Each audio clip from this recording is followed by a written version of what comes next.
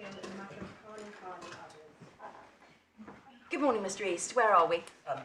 Lady and Lords, just first of all, before I go back to where I was yesterday, which was I was going to deal with the point about Fahana's detriment. I already dealt with the permission to appeal point, and I was going to address the substance. We filed last night the skeleton arguments from the trial. Yes. Hopefully the court has. Just for ease of reference, it may have got lost yesterday, I read out a paragraph from the defendant's skeleton argument, which is paragraph 42. And that was the one where Mr. Lane said, alternatively and more recently, since the reply, a different strand of constructive trust is relied upon by C1 to C5. And then as a footnote in relation to Rochefort, Colton, De Bruyne, Archibald, etc. etc. 44 as well is relevant because it's clear from 44 that what was being addressed there was the allegation that there was a construction of trust in relation to the properties, capital P, i.e. all properties. So we say it's clear that at the outset of the trial, what everyone was engaging with was whether there was a Rochefort and Balsted type trust in relation to all properties. And that's in your skeleton as well, I think, expressly. Yes, it is. Sorry, what was that second paragraph you just referred to? 44. As he refers to the properties. Oh, capital P. Thank you. Yes, and you've got a lengthy section on De Bruyne from 87 onwards, and Archibald, etc. in your skeleton. Yes.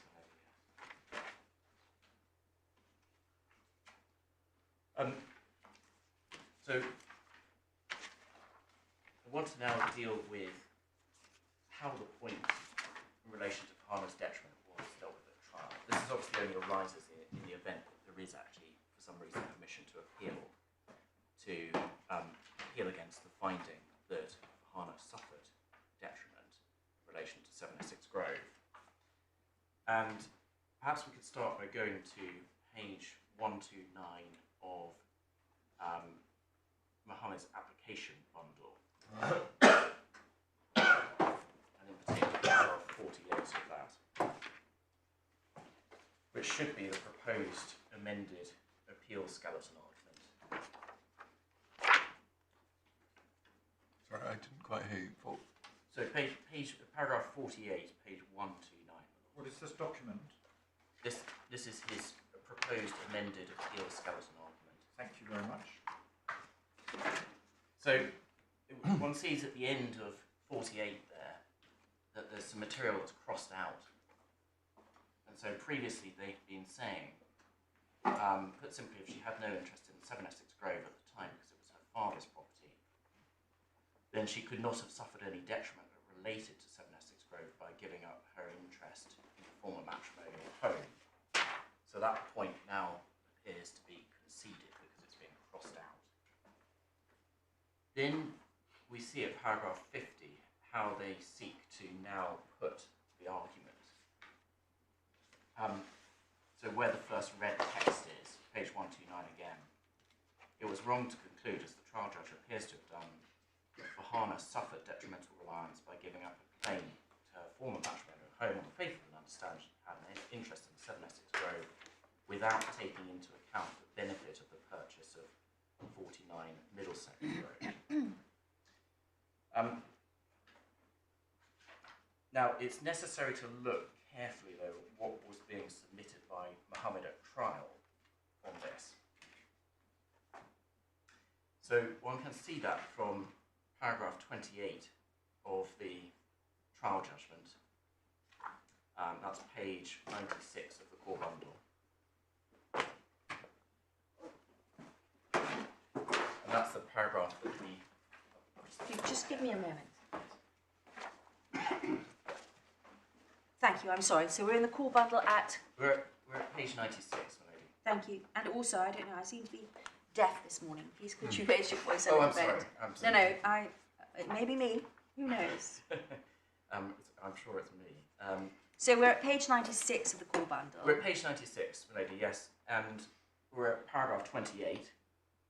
And so this is how the case was put. The defendant does not deny that Ahmed worked on the property, but asserts, sorry, that's not relevant, it's actually the third sentence.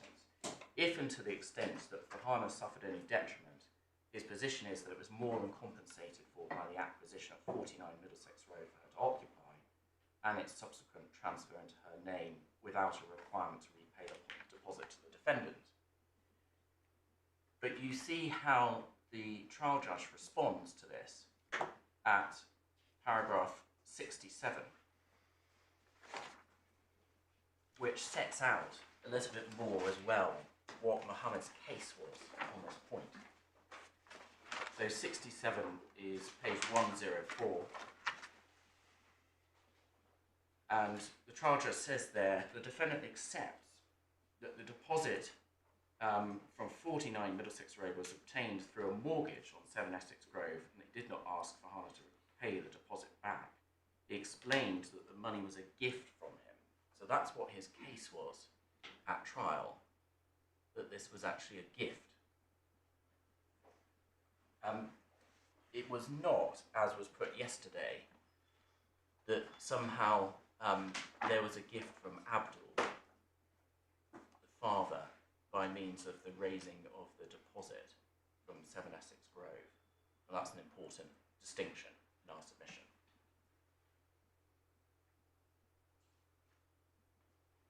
But at trial, the defendant's case was, this is my property. So it logically follows that if a mortgage is raised on it, for Middlesex Road, that's coming out of his pocket. Yes. And that Here, he can no longer run the case yes. that it was his property. Yes. So it logically follows that his case now is that if the deposit was raised on Essex Grove, if we get to this stage, then it was raised by the direction of the father, who the judge found had rights of control of the property, including the ability to direct the raising of mortgages.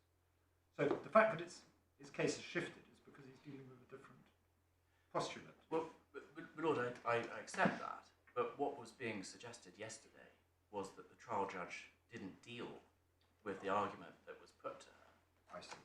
And that's simply not right, because when you look at the totality of the judgment, what is put to her is there's a gift.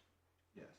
And obviously from her finding is that 7 Essex Grove is held on trust for the daughters, subject to Abdul's interest. So it's implicit in all of that, and my submission doesn't need to be stated, that she's rejected his case, that there was a gift, and that compensates for the detriment. I see.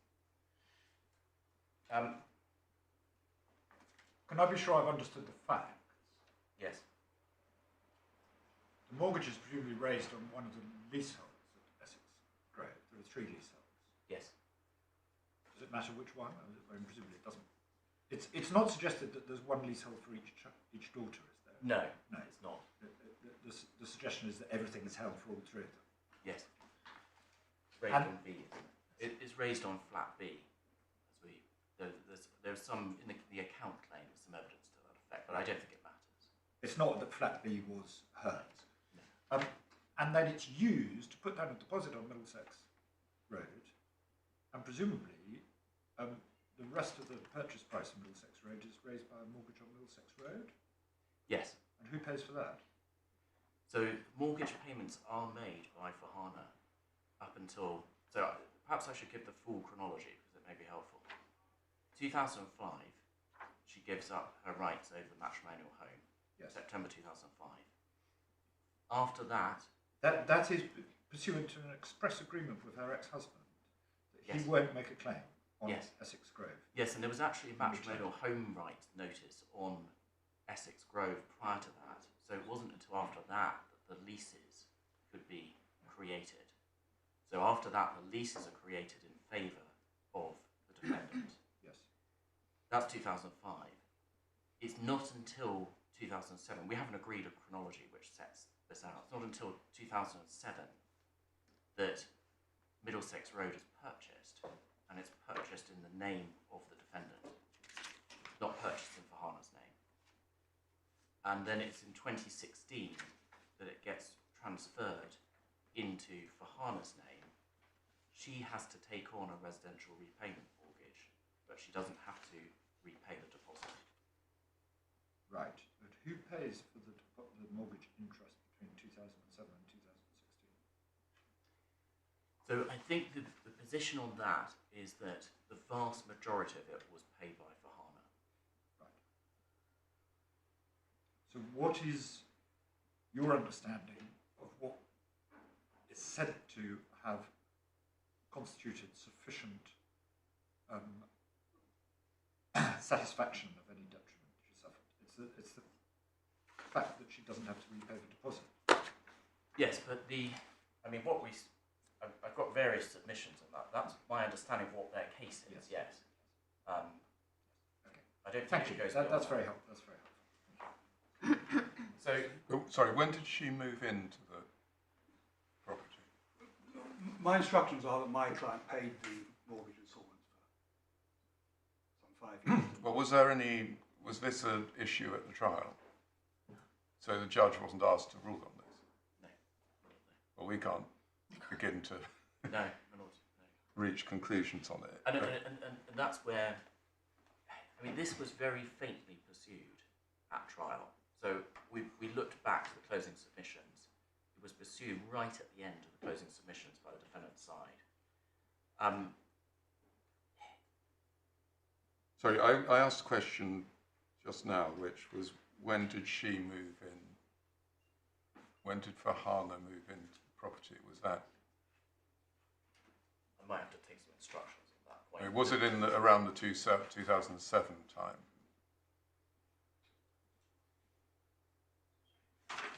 2007, my lord.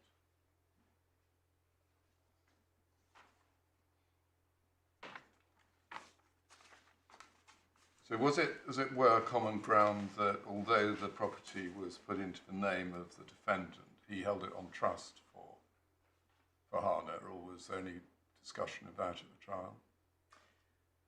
So, this comes back to his case, the deposit. When he transferred the property to her in 2016, because she wasn't required to pay the deposit back, that was a gift. So that's what his case was. But in the meantime, so when it was bought in 2007, I think you told us it was put into his name. Yes. But was in the court below, was there evidence about whether it was held on trust for her, or what the arrangement? What was the arrangement?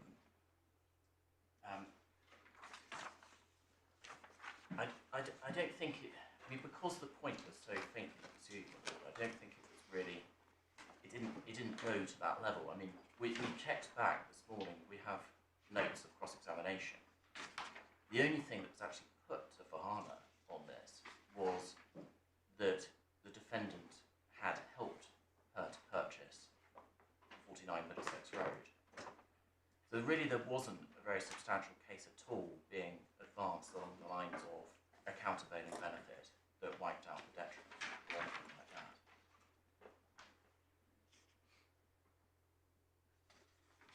But there's also, I think you've said, a timing point that this all took place some time after she gave up her claim on the matrimonial home. Yes. Perhaps it's useful for me to lay out now what my submissions are now, because the timing point is part of that. And So, just before you do that, presumably, if this point had been run sort of full steam ahead, as it were, at trial, one would have investigated what the quantum of the detriment was in giving up the matrimonial home, what her interest in the home was, what the other assets in the divorce were, yes. and so on and so forth, plus what the value of whatever arrangement there was in relation to Middlesex Road was. Yes. And none of those things And none of that Absolutely not. really surfaced at No. trial. Yes. No, because it was, as I say, it featured in the last 5 minutes of closing submissions at this point. Well, your point is it's there, but it's not developed enough Yeah. to criticise the judge for not dealing with it. Well, that's right, and the burden is on the defendant of my submission if he's going to try and prove countervailing benefit. Well, I did raise a question about onus, and he said the onus was on you to show that you had suffered a detriment. But I think your answer to that is, well, we've got a finding that she did suffer a detriment by giving up the matrimonial home, and that's not attacked. Yes. And once you've got that on one side of the scale, if you want to say there's no detriment overall, you have to show what goes on the other side of the scale. The other point I was about to make, just in terms of timing, is that from sheer point of timing, you start off in 2005 with the creation of the leaseholds, and she's given up her interest in the matrimonial home. Yeah. That is sufficient in itself for constructive trust to arise. So the trust arises then. Yes. Yes, but then that raises a difficult question, which is if you have a detriment at the outset of the trust, but later your detriment is compensated in some other way, maybe you can no longer enforce the trust. I mean, none of that has gone into, because it just isn't raised. And what I pair that with, and perhaps I should develop all my submissions, what I pair that with... Sorry, I'm stopping you from getting on with your submissions. What I pair that with is, let's look at what actually is occurring here. This is not a gift of £25,000 from the defendant. What it is a deposit that is raised on the property which belongs to the daughters, we say. And it is raised via mortgage, and they've not said that the defendant himself paid off that mortgage. Well, the mortgage, all these mortgages, the expectation is they're paid out of the rents. Yes, but they're interest-only mortgages. It's not said that the defendant put in his own funds to pay off the 25,000. I see. So we say that So presumably, when you get it's still sitting there it's still sitting there on yes. flat B. Yes. So we say that can't actually constitute a countervailing benefit in those circumstances. But I want to lay it out step by step because I think that's important. Please, let's have your submissions. I'm sorry, I will keep quiet and let you carry on with your submissions. It's just that it's easier for us to take it all in if we take it all in the way you want to present it to us. Ready, yes. So just in terms of the law to start with, we accept that for a sufficient detriment to be demonstrated, something substantial is required, and that's Hudson and Hathaway, paragraphs 154 to 156, where Lord Justice Lewison says, on this, there's an alignment between the law of proprietary estoppel and the law of constructive trust. And that was paragraph. 154 to 156. Thank you. Where we part company with the other side on the law is what they say at paragraph 44 of their skeleton, which is also page 44 of the core bundle.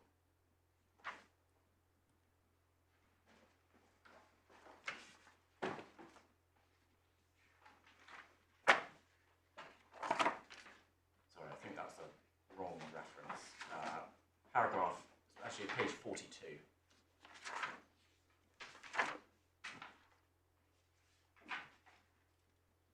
So the submission is made there, nor can it be sufficient to establish an equity to a beneficial share under a common interest constructive trust for claimants simply to assert and prove some detriment. Equity is performing the same role as CICT that performs the doctrine of estoppel. The interest granted by the court of equity, whether under a constructive trust or estoppel, must be proportionate to the detriment suffered. If I could ask the court to turn please to page 661 of the authorities bundle.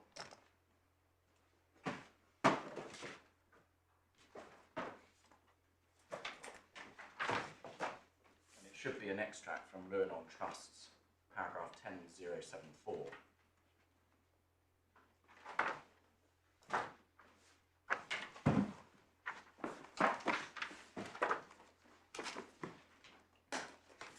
So it's headed quantification express agreement as to shares, and the last paragraph beginning on that page, if the parties agreed that the claimant should have some defined share, effect will be given to that agreement, even though the share agreed would be greater than otherwise justified. And there's a citation there, footnote 351, which refers to various authorities, including the decision of Levi and Levi, which you may have seen we cited in relation to the point of law under ground 5. So we can go quickly to Levi and Levi now because it may be useful as well later. Page 344 of the authorities bundle is the passage that I would like to refer to.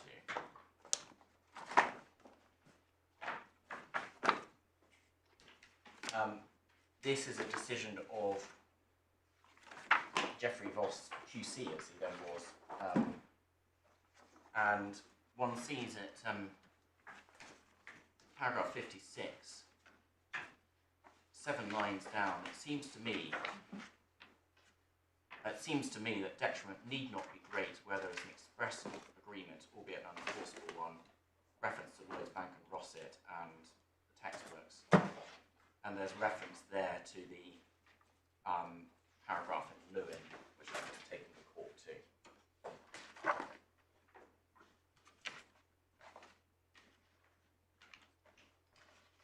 This is obviously a case where the trial judge found that there was an express agreement as to the shares in which Essex Grove was held. So we say we're in that territory where the amount of detriment required is less than would be the case if that was not the position. And it's not the case that there has to be some proportionality relation. So on the facts, we've got 3 arguments. The first is that the timing means that the constructive trust came into existence because when the leaseholds were created, Bahana had given up her interest in the matrimonial home. Secondly, we say, well, the deposit, it can't be regarded as a countervailing benefit that reduces the detriment, because in reality, if anything has come out of Bahana at all by this stage, now the property's been transferred to her, that is a distribution from the trust in which she has entitlement. It's not equivalent, for example, to Muhammad providing a gift of the deposit. And even if that's wrong for any reason, we say it's still right for the court to have concluded that Bahana suffered detriment looking at the matter in the round. Worth just clarifying one point on the facts, which is that there's reference in the trial judge's judgment to a deposit of 50,000. In the agreed chronology, I think everyone is agreed that that's not quite right, and that the amount was, so this is April 2007 on the agreed chronology, the amount was actually a deposit of under £30,000.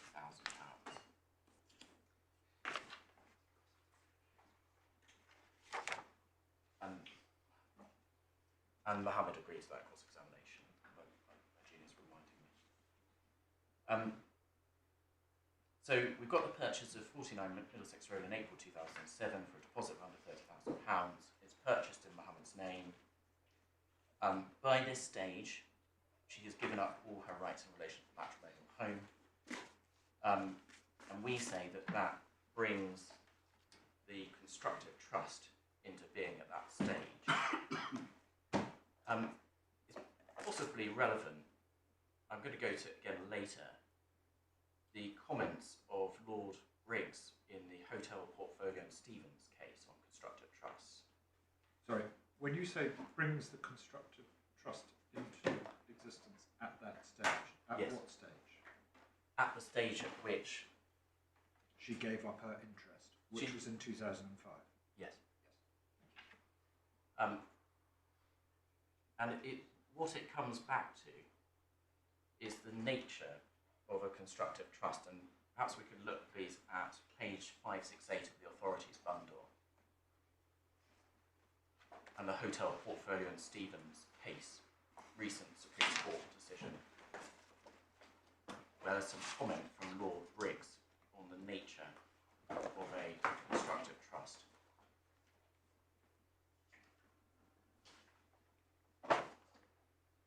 And in particular, I'm looking at paragraph 29. Now, admittedly, this was a case involving constructive trust in respect of profits, but we say that Lord Briggs is commenting generally here on the law of constructive trust. And one sees the comparison that's made here with common intention constructive trust. So about midway down that paragraph, Lord Briggs says, constructive trust is not how the constructive trust arises. It is equity's automatic and immediate response to a set of facts. Just as is the common intention trust, which ordinarily comes into existence when two people together buy a home, which is conveyed into the name of one of them, with the mutual intent that they should be co-owners of it.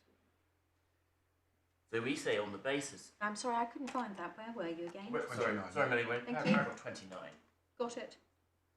So we say on the basis of that, when you have the combination of the common intention on the creation of the leaseholds, that the property will be held to the daughters, subject to Appel's life interest, and you have Fahana's detriment that has been incurred in relation to giving up the matrimonial home, equity's automatic and immediate response to a set of facts is the creation of constructive trust at that point. And this is where there is a difference between constructive trust and proprietary estoppel, which is something we'll come on to look at, because, of course, in relation to proprietary estoppel, you look at the point at which the promise is gone back on by the legal owner, you look back and you look at the matters in the round. Constructive trusts are different.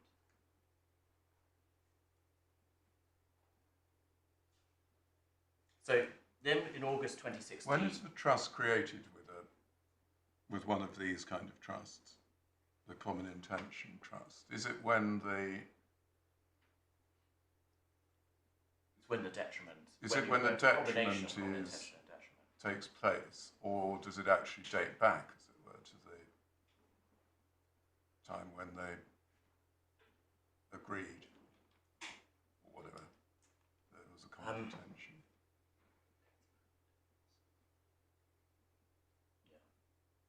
I mean, it may not matter. I don't think it matters on our facts, my lord, because we've got common intention going back all the way to 98 in this one, we say, on the findings of fact. You've then got the detriment that occurs in September 2005, at which point there's the agreement in relation to the divorce. When does father die?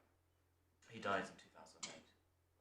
So none of the accounts are going to date back before then, leaving aside limitation, because before then he was entitled to the income. Yes.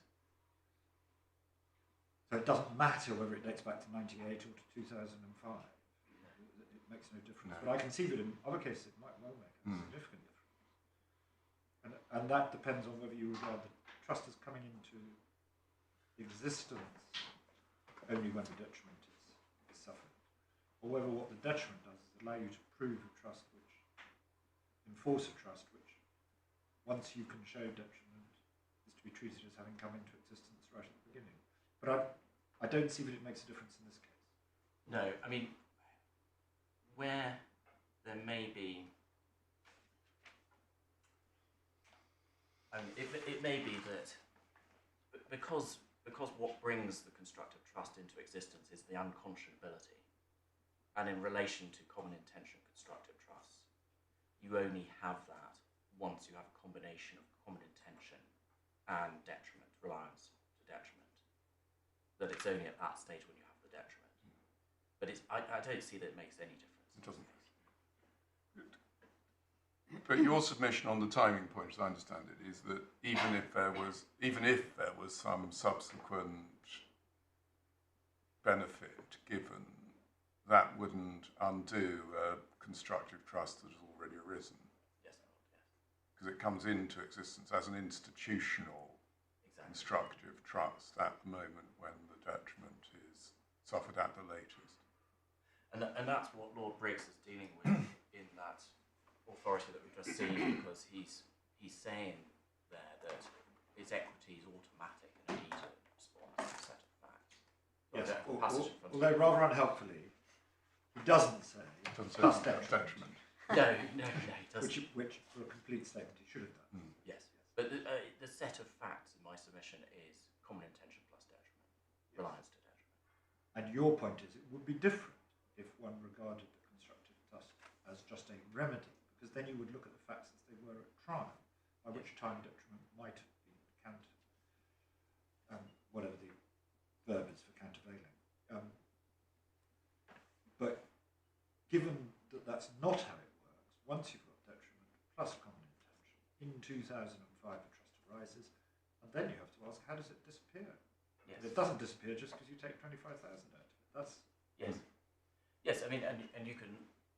That brings me on to the next point, which is, well, what actually is the 25,000?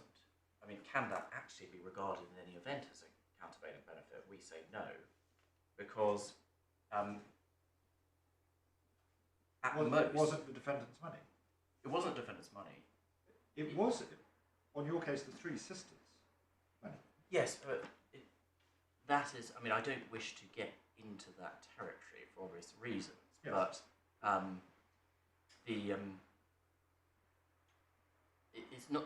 At most, we would say it's a distribution out of the trust to her.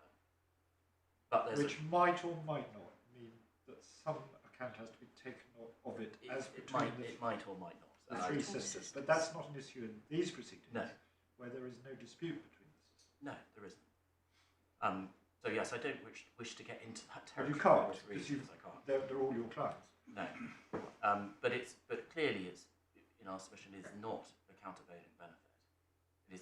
But does that depend on you being right on the timing point? Because if you're wrong on that, and therefore, as it were, you look at the whole set of circumstances, rather like proprietary estoppel up to the time of trial, if you're wrong on your first point, you can't then say, oh well, it's the sister's property, because the constructive trust hasn't arisen. No. Leaving aside all the arguments about express trusts and the other way you put your constructive trust case. No, I mean it doesn't rule, because I mean let's just say for a moment that it was agreed between everyone. I'm speaking in hypotheticals here. It was agreed between everyone that she should receive the 25,000, not to pay it back to anyone. At most, that is a distribution from the trust to which she's entitled. It's not equivalent to a countervailing benefit. You're assuming there's a trust. But there's a finding of fact that. Yeah, but we're looking at this is all on a hypothesis that you lose on your express trust case. Yes. You lose on your De Bruyne type case. Because this only arises as it were, the third level. So you haven't established a trust on either of those bases. The question we're examining at the moment is there's still a finding of a common intention, Yes. which is a finding of fact. But you've got to establish some detriment. And the argument put against you is that the only detriment that's found is giving up the interest in the matrimonial home. But they say, well, that's counterbalanced or wiped out, if you like, by see your point. this other benefit. I So see you your can't answer that by saying, oh, well, it's held on trust. No, I Because see. that's the very question which is I think so. an issue. On the basis of my hypothetical, no.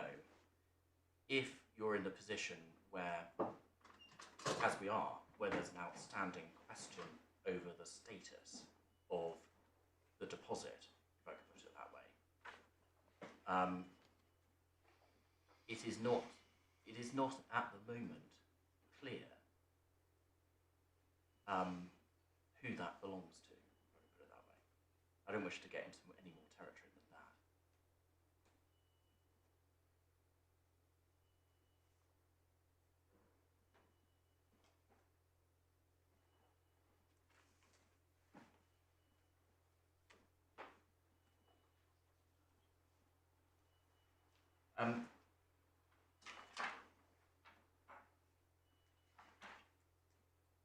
So, in relation to points regarding, is this a detriment?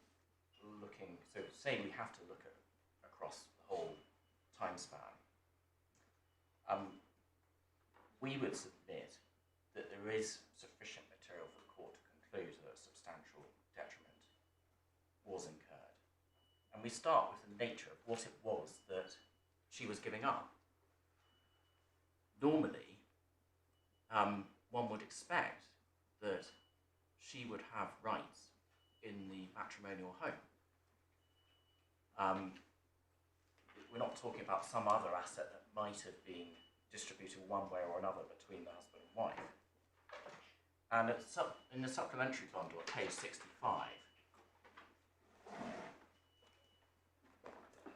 we see the nature of the position that she was put in. Paragraph 35, so page 65 of the supplementary bundle.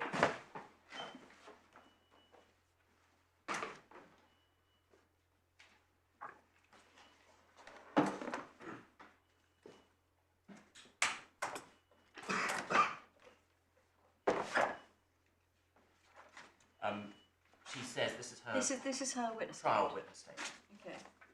She says the initial impetus for the transfer was the divorce I went through with my husband, who threatened to claim this property despite being fully aware of the basis on which 7 Essex Grove was held by me. 36. At the time, she has a daughter who's 3 years of age. Due to the need to provide for her, I claimed a share of the marital home, which was 34 Longwood Road, Birmingham, B10 9QJ, as I had no other place of residence. It was registered in my husband's sole name. In response, he stated if I made a claim on the marital home, he would, in exchange, make a claim on 7EG. And then there was the passage that we went to about how it came about that the leaseholds were created.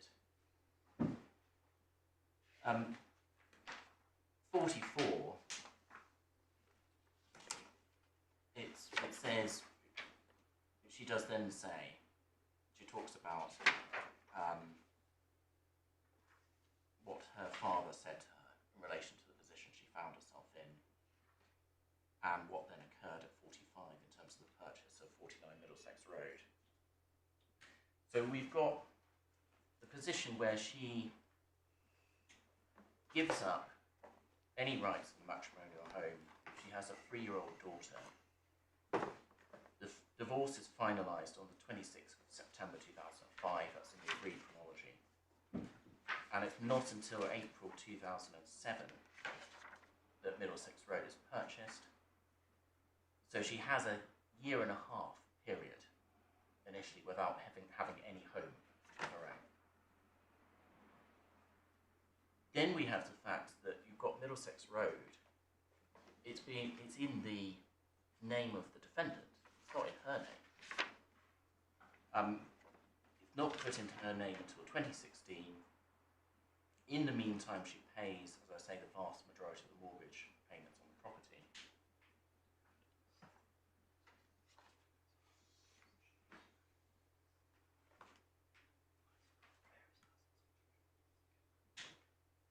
And my juniors just pointed out to me that there's some evidence from Mohammed himself, page 79 of the supplementary bundle,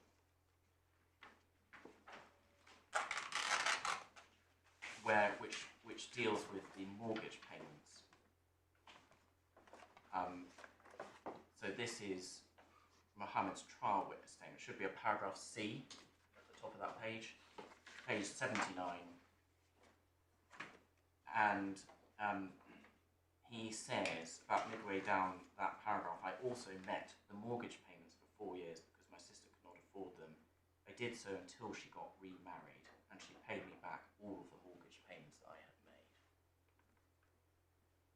So I correct myself then. She was the one who paid all of the mortgage for that period from 2007 till 2016, and then she has to take on a repayment mortgage. So in the scheme of things, we say that this must be regarded over the period of time as substantial detriment, which is sufficient to raise the common intention constructive trust. So can I try and see if I can encapsulate this in a sentence or two for my own note? You say your first submission is you stop at 2005 because that's when the detriment has been suffered. But if you run the film forward to include what happened in 2007, you shouldn't stop the film running forward. You should actually look at everything that's happened up until the date of trial. And if you do that, you would include all these further events where effectively Fahana has taken on all the obligations. So if she got any countervailing benefit, she then lost it again. Yes. And there's no logical reason to run the film as far forward as 2007, but not take it up to 2016. Lord, yes. Right. So, unless I do anything further on that element, I then come to the respondent's notice. And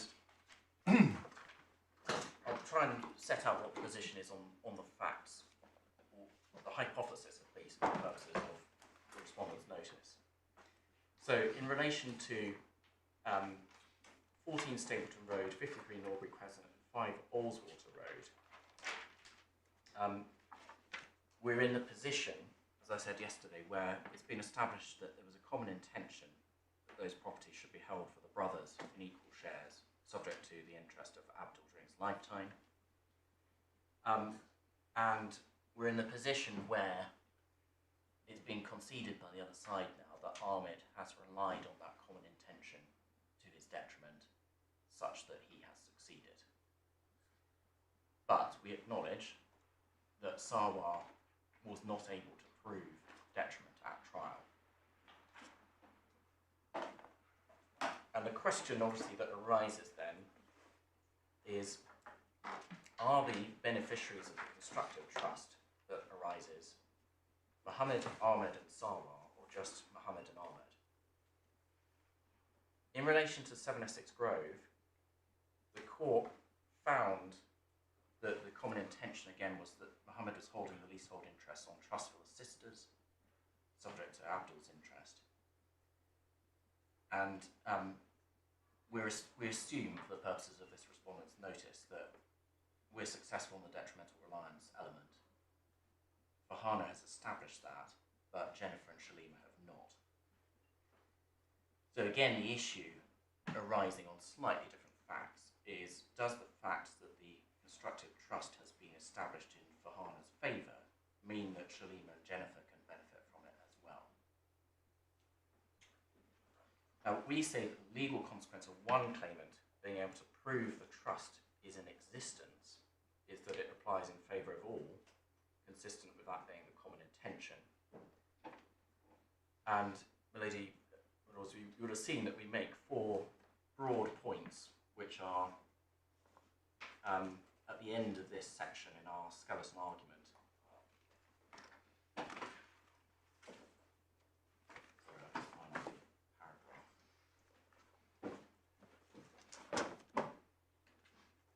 It's paragraph 82 on page 76.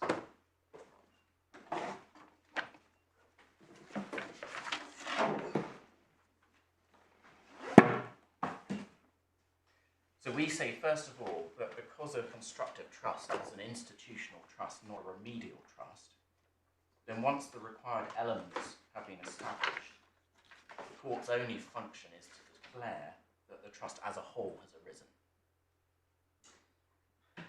We then say, consistent with this, the principles set out by the cases in relation to common intention constructive trusts previously involve the court giving effect. The court says that what it does is it gives effect to the express common intention as to the persons who take beneficial ownership of the property. And we say there's no room for the court to give only partial effect to that intention. Then we say that a common intention constructive trust arises where the conscience of the legal owner is affected as a result of, as we've discussed already, a combination of common intention and reliance on it to detriment. We say that's been established here in relation to all four properties, because in relation to all four of them, one of the respondents has satisfied all the necessary elements. And the significance of that is that it's unconscionable for the defendant, for Mohammed, the appellant, to insist on his legal rights. But we say it wouldn't make sense for equity to somehow regard Mohammed's conscience as only being partially affected. And that is where the point comes in particular about the Davenport and Bishop case and how the court dealt with the lease, as I'll come on to say. That case is also relevant to what may be said against us, which is, well, equity won't assist a volunteer. And we say, well, that is actually no bar in this situation where you have one person who has proved the necessary elements and is not therefore a volunteer. So You're saying that the trust comes into effect in full or not at all, and we're not in a position to cheese pair or change the common intention. exactly, related. Well, yes, you've got 2 points. You can't change the intention Yes. because it was never the intention it should be 1/3 for one sibling and 2/3 for the defendant. Yes. Nor was it intended, which was floated yesterday, that they get 50% each. That was never the intention. So you can't change the intention. The other point is you can't divide up someone's conscience. Either it's unconscionable for them to keep the property or it isn't. Yes. You can't say, well, as far as you're concerned, it's unconscionable. But as far as you're concerned, it's perfectly right for me to assert my legal rights. Yes. It's a unitary thing. Yes, exactly. So dealing then with the first point, institutional as opposed to remedial trust. Page 393 of the authorities bundle, we see the decision of Angos PT1 Limited and Bailey in the Supreme Court.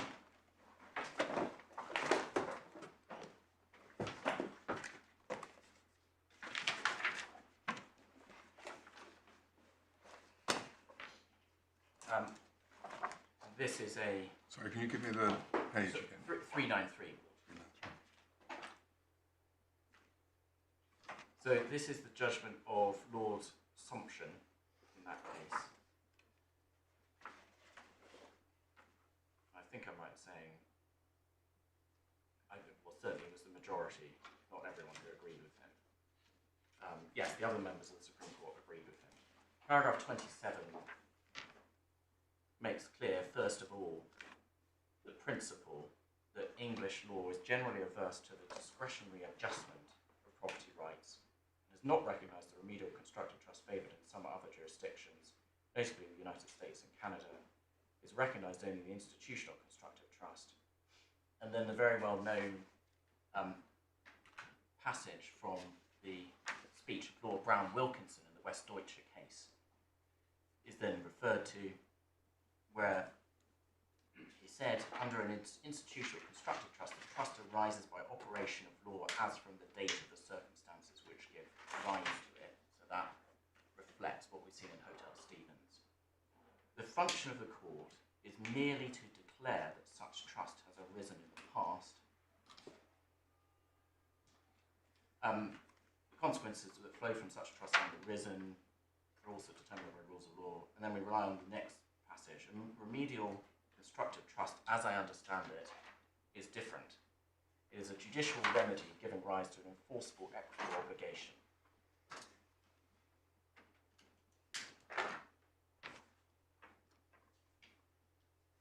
So we say that here there is one trust in relation to which Muhammad held 14 Stapleton Road, for example. It's not possible to divide that up And when it's established that what he is doing, that he holds Stapleton Road on trust, previously for Appellant for life, remained to the three sons in equal shares.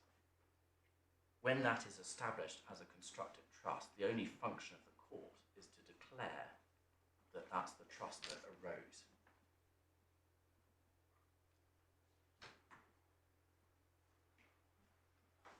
I've already taken court to the hotel portfolio in Stevens case, where the point is made it's just equities, automatic and immediate response to a set of facts. So the second point then is that the authorities make clear that in relation to common intention constructive trust, the role of the court, once the trust is established, is to give effect to the express intention of the parties. It's not to decide what the court thinks is fair. So here we say this is a case, a paradigm express common intention case, that 14 Stapleton Road, Norbury Crescent and Ullswater Road were held by Mohammed on trust for Abdul for life, remainder to the sons in equal shares. That's the finding of the judge. And we say the same, obviously, with different facts in relation to Essex Grove. We say that there's no room in the case law for the court to give only partial effect to the common intention or to decide to ignore parts of the common intention. And one sees that from the discussion of the difference between proprietary estoppel and constructive trusts in the speech of Lord Walker in Stack and Dowden. So page 259 of the authorities bundle.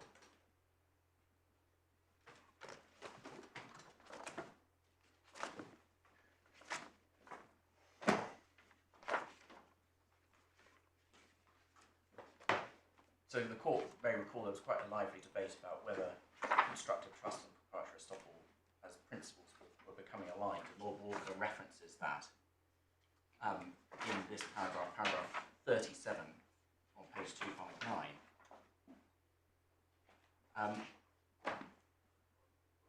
And he says he's given some encouragement to the approach that proprietary and estoppel and common interest constructive trust can be quickly assimilated, but he says I'm now rather less enthusiastic about that notion. Proprietary estoppel typically consists of asserting an equitable claim against the conscience of the true owner. Claim as a mere equity is to be satisfied by the minimum award necessary to do justice, which may sometimes lead to no more than a monetary award. A common intention constructive trust, by contrast, is identifying the true beneficial owner or owners and the size of their beneficial interests. So there is not the room that there is in proprietary estoppel for discretion over the nature of the remedy. When I say discretion, of course, it's a discretion which is burdened by a lot of law as to how that discretion should be exercised.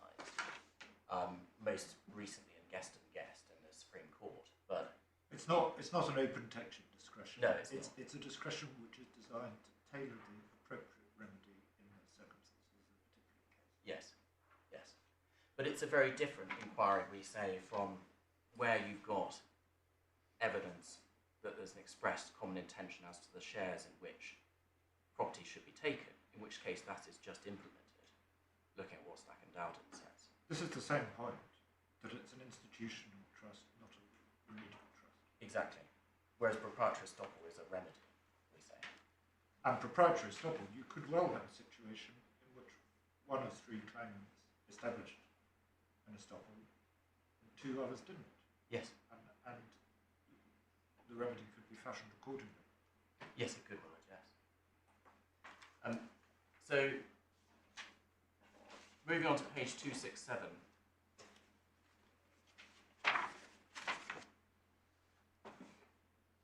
This is then underlined by Lady Hale. And there's some discussion in, 266, some discussion on 266 about Oxley and Hiscock. There's a quotation there from the well-known judgment of Lord Justice Chadwick in that case. Reference then to Gray and Gray, Elements of Land Law, and the Overall Commission in a paper called Sharing Homes. And Lady Hale then says that what is contained in that passage from the Law Commission report may be the preferable way of expressing what is essentially essentially the same thought for two reasons. First, it emphasises that the search is still for the result which reflects what the parties must, in light of their conduct, be taken to have intended. So we say that's what the role is of the court in relation to a common intention constructive trust. Second, therefore, it does not enable the court to abandon that search in favour of the result which the court itself considers fair. Though it's not a remedy, it's not a remedial inquiry. It's looking to see what are the intentions of the parties and to implement those intentions.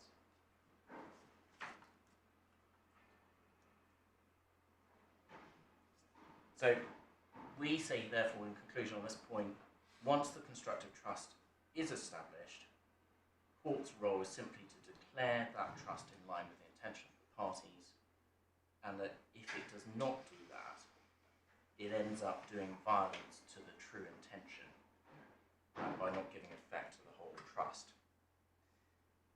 Our third point then relates to unconscionability.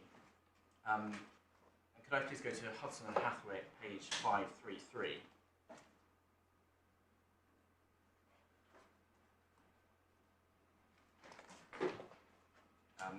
And this is the judgment of Lord Justice Lewis on page 533 of the Authorities Bundle.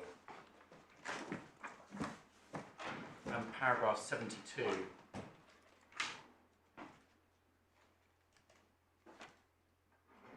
This reflects the point I was making to my Lord Justice Miles earlier about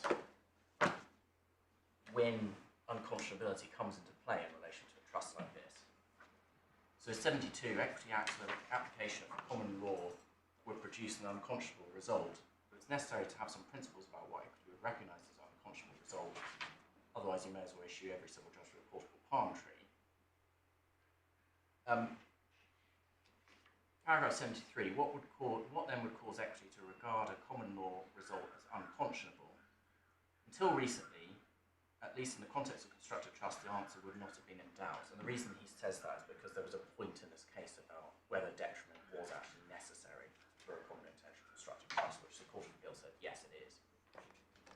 What makes it unconscionable to resolve from a promise or agreement unenforceable as common law is detrimental reliance on that agreement or promise.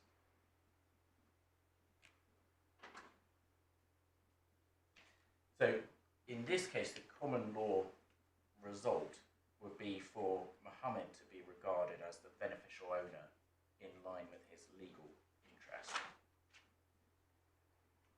We say that in respect of each of the properties, this would be unconscionable because what the claimants have established is a common intention and reliance on that to their detriment by one of them. And once that's the case, in our submission it makes little sense to divide up Muhammad's conscience, say somehow it's only partially affected, when he knew all along that the intention was for all of the claimants to have interests in the relevant properties.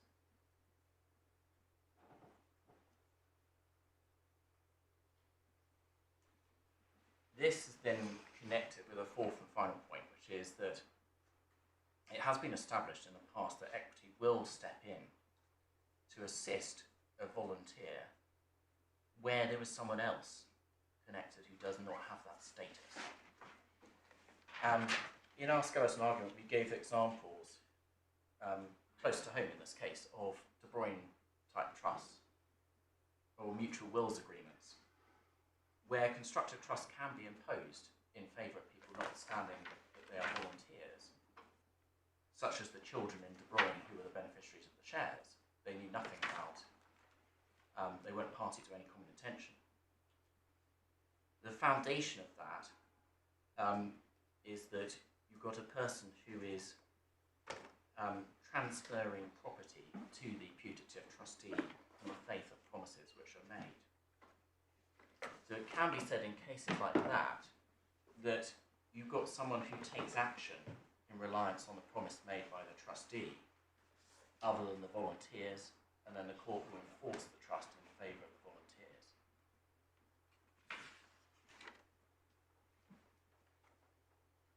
A good example of that is, we looked at the case of Neil and Willis yesterday, where you've got the mother-in-law who lends £50 to the husband, and Neil says she provides that £50 for the purchase, and it's on the basis of that, with him promising that it will be purchased in joint names, that the daughter, the wife, can then benefit from the trust.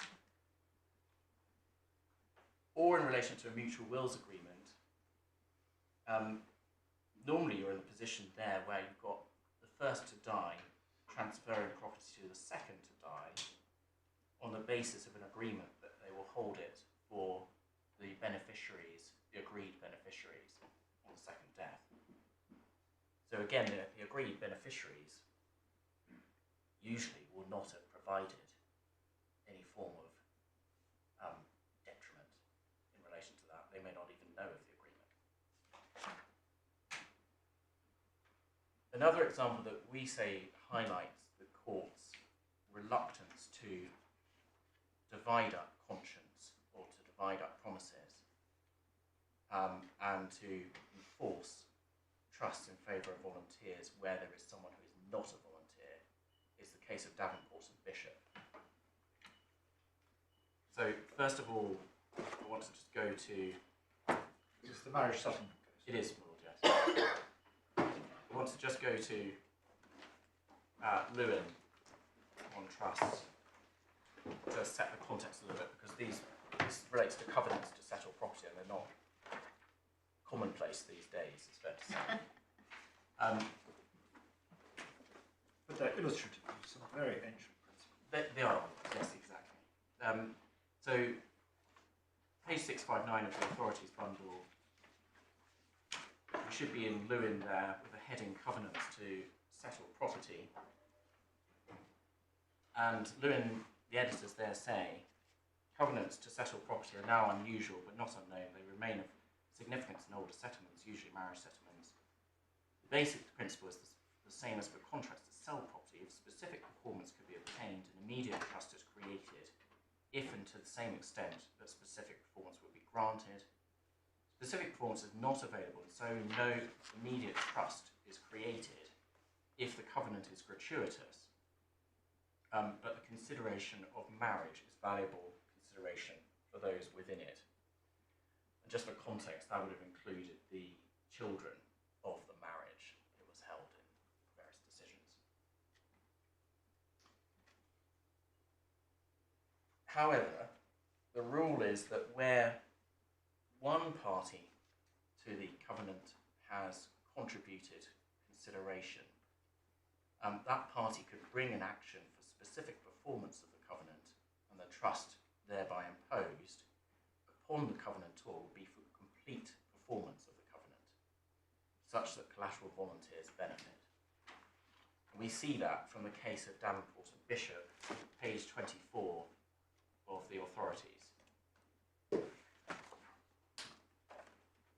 So this was a case involving the covenant to settle property by the wife in a marriage, and the agreement provided for successive life interests for the wife and then the husband, with remainder to the children of the marriage, and in default of the children to the wife's niece, and it's the niece's position that's most significant for present purposes. And the question on the appeal was whether the decree for specific performance of the covenant should be enforceable only as to the husband's life interest, or whether it should extend to the remainder interest to the niece. And on page 25, we see what's being submitted here by the wife's heir. So the second full paragraph.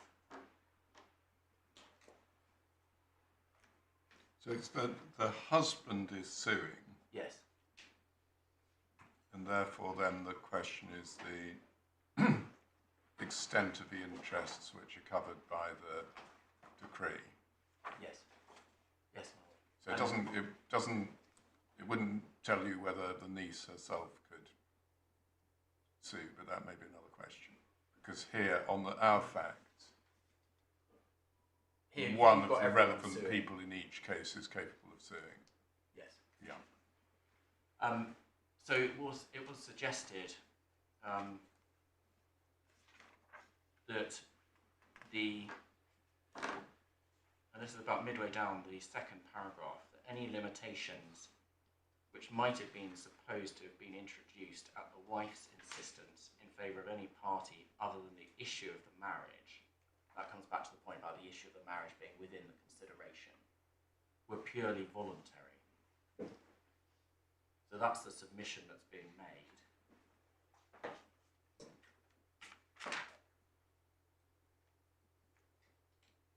Page 27.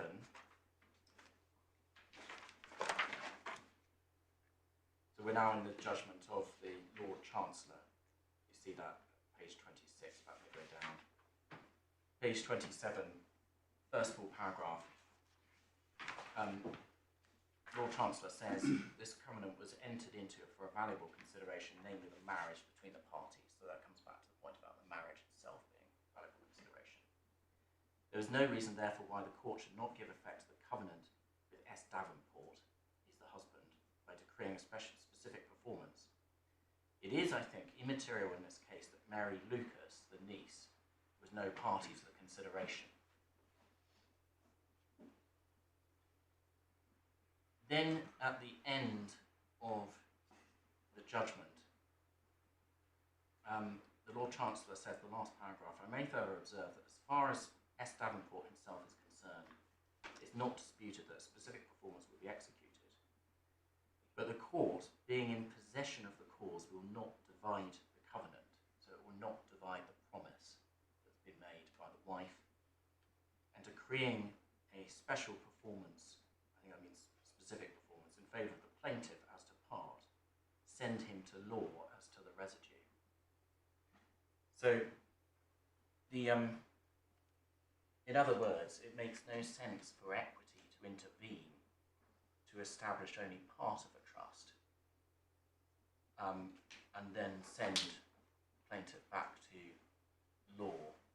What remedy would he have at law? He'd get 40 shillings for breach of covenant. Would he get anything else? You don't get substantial damages for breach of covenant if you haven't been indemnified yourself. No, my lord, but the point that's being considered is well, I see the point. the point is I was just interested what favour of the niece. Yes, I'm just interested in It's what something sending him to law means in practice. I mean, yes, I know, I see, my lord. Yes, it's sort of somewhat curious phraseology in that sense. Yes. But I think what is meant by this is the trust should be enforced as a whole, so in favour of the niece. Yes. I mean, technically, I think you're enforcing a covenant. Yes. But you can't split the covenant up. You can't split the covenant up. And the practical effect is that there's a trust for not just the husband, but for the niece and her heirs. Yes. Okay. I mean, it's a bit like an early Bezic and Bezic, isn't it? Because wasn't that a case where there's a contract between A and B to give some benefit to C, and the Yes. court said that B could enforce the contract in favour of C? Yes, and I think there's some reference to, was it Bannister that there's some reference to, because all of this is In Neil, I think In Neil, Lord so, Denning yeah. referred to Yes. Bezic and Bezic, but as a common lawyer, he would have seen it in those terms. But it's a similar sort of principle that Yes.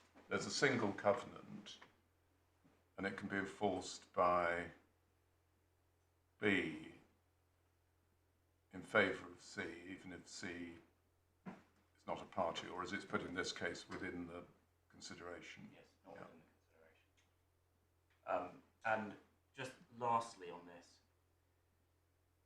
there's a reference to Lord Hardwicke in the same case of Goring and Nash, observes that where marriage articles have been decreed at all, have been carried into execution even as to collaterals, and not carried into execution in part only.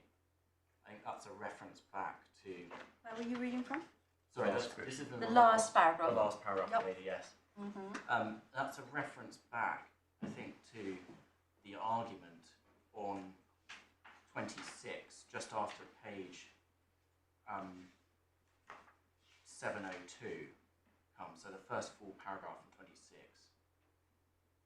where it said, in the course of the argument, the respondent, the Lord Chancellor observed in Stevens and Truman, one ground of the decision was that the contract being under seal, an action might be brought in the name of the trustees, and that in Goring and Nash, Lord Hardwicke repeatedly laid it down if the court interfered at all, it would execute the contract in toto. That's the basis of what is being said there. So, drawing all of it together, we say that the court should approach the position in this case on the same basis. So, with it having been established that the parties intended the relevant properties to be held not just on trust for Ahmed and Fahana, but also for the other claimants, and in circumstances in which Ahmed and Fahana both prove detriment, equity should intervene in favour not only of Ahmed and Fahana, but also the other claimants, even though they could be considered to be volunteers. And as with Davenport and Bishop, there's no ground for the court to divide up the common intention or the promise, the agreement, rather, by Mohammed that he would hold these properties on trust. And we had obviously a debate a little bit about what position the court would be in if our submissions on the law were not held to be correct, which is what sort of land you get in then in relation to quantification of shares. And we say that there are very, very substantial problems then with working out how to deal with quantification, because as we looked at Stack and Dowden, the principle is on House of Lords authority that you look to the express common intention. But the court would have real trouble doing that if it didn't enforce the trust in favour of all the beneficiaries. So that concludes what we have to say on ground 5, unless there's anything else on that ground. Thank you. Which leaves me. Sorry, just for my note, on ground 5, I'm assuming that there's just no authority on this point. There is no authority. Right. Okay.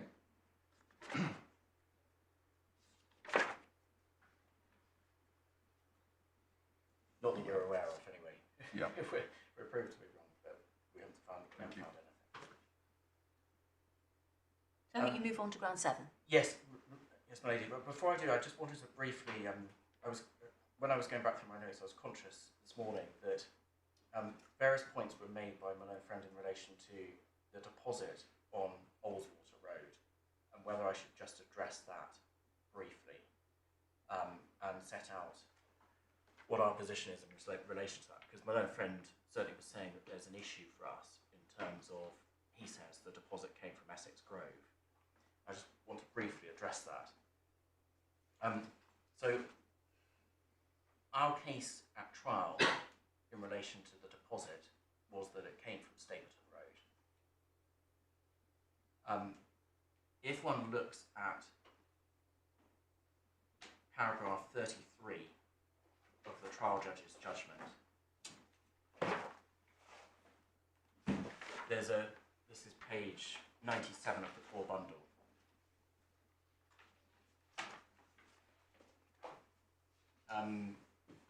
there's reference there to some concerns about disclosure that were raised by the defendant, and then towards the end, the trial judge says, I accept the disclosure in this case has not been wholly satisfactory and there are gaps in the documentation.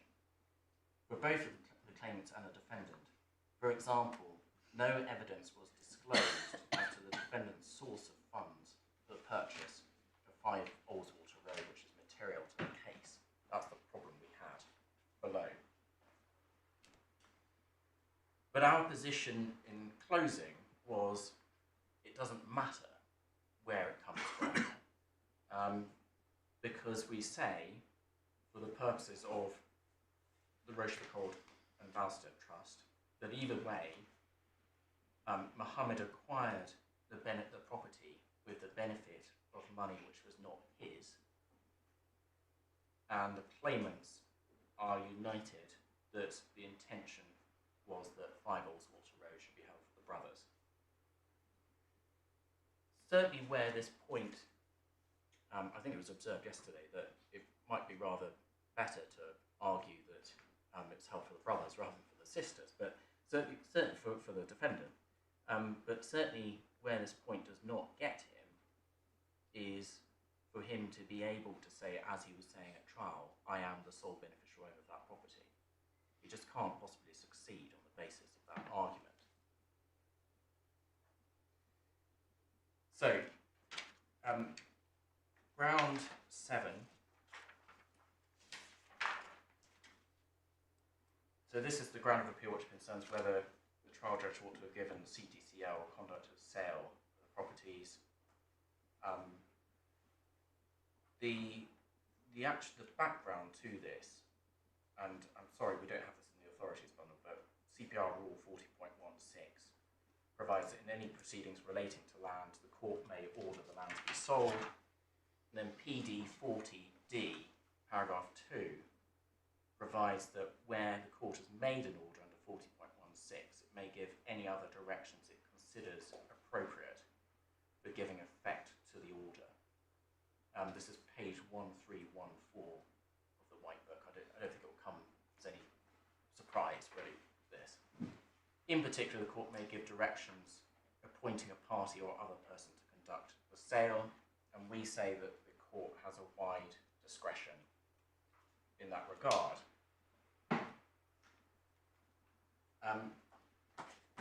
We saw yesterday how the trial judge dealt with it. The conclusion, which was at, I think it's 117 of the core bundle, was given the nature of the relationship between the parties and the way in which the defendants conducted this litigation so far, the best interests of the beneficiaries are best protected by offering the party to sale on the open market as set out in the proposed draft provided by the claimants. That was our draft that proposed that Cripps, the firm, be appointed.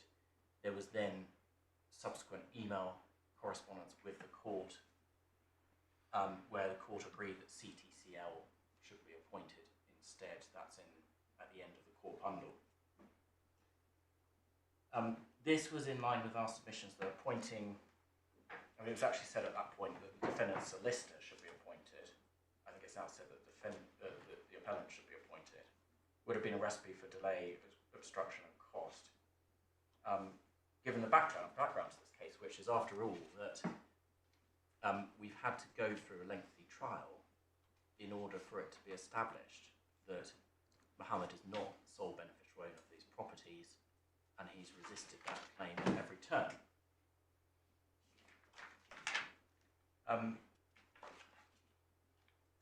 We say there's simply no grounds for interfering with the exercise of what is a wide discretion based on the point that was put by my learned friend, which was really simply there's no, I think it's that there's no finding that he's an unfit person.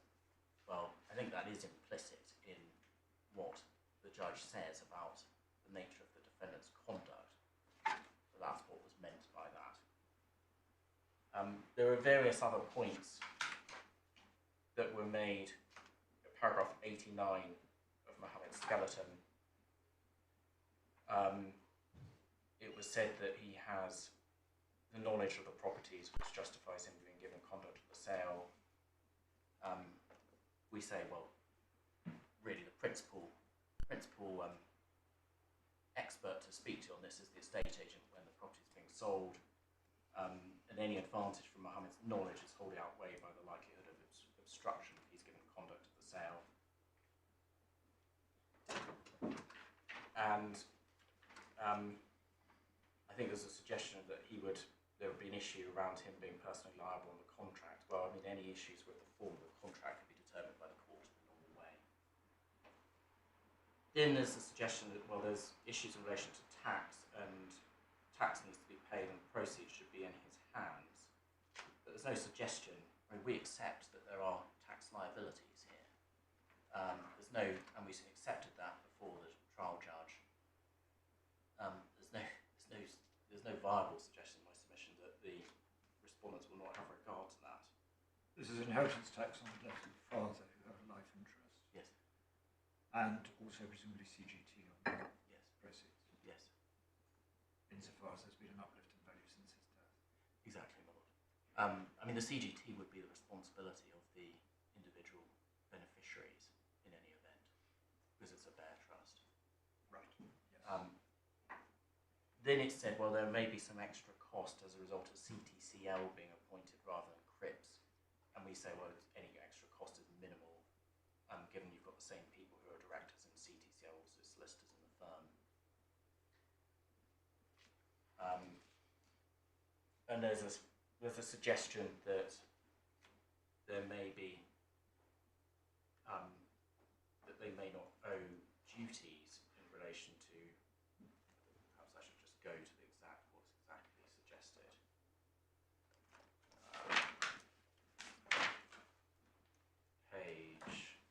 Page 54 of the core bundle.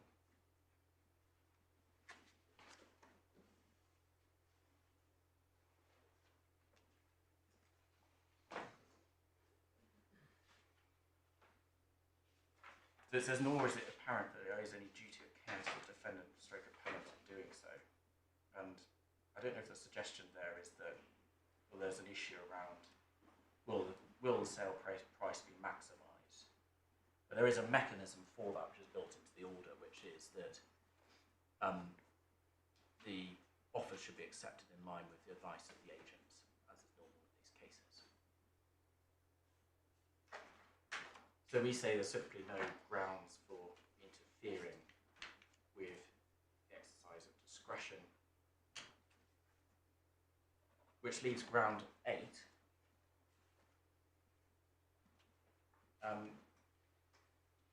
On this, paragraph 90 of the appellant's skeleton argument, page 54. Sorry, paragraph 91, in fact, says that page 55, in fact, of the core bundle, no specific allegations of breach of trust were raised. It was simply floated as a possibility. That's not correct. And there was some debate yesterday about what's in the pleadings.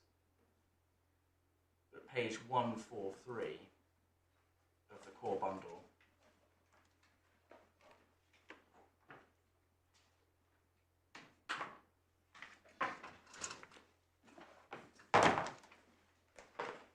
paragraph 29 of the amended particulars of claim. The allegation is made that the rent charged by the defendant to PPN Limited was below the market rate, which was a breach of trust by the claimant, by the defendant.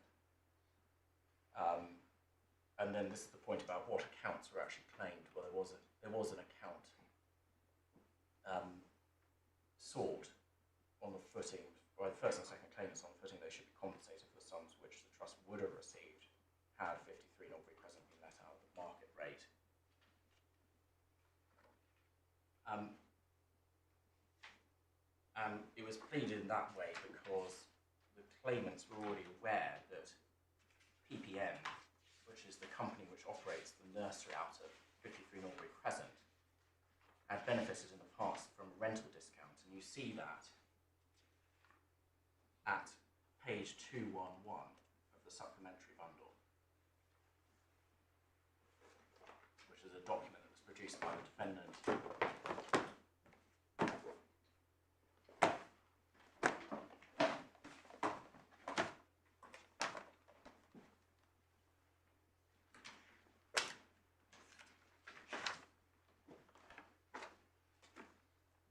So 211, it shows the rent due and there's a rent discount there for the opening periods of 2012.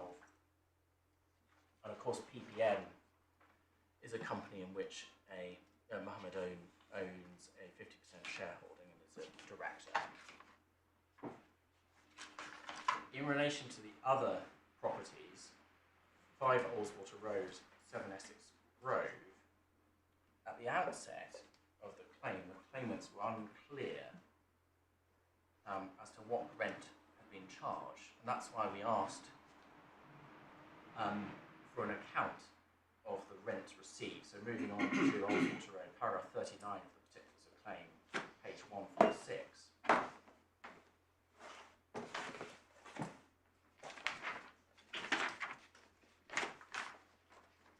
In fact, 38 is the best to go to first, the last sentence of 38.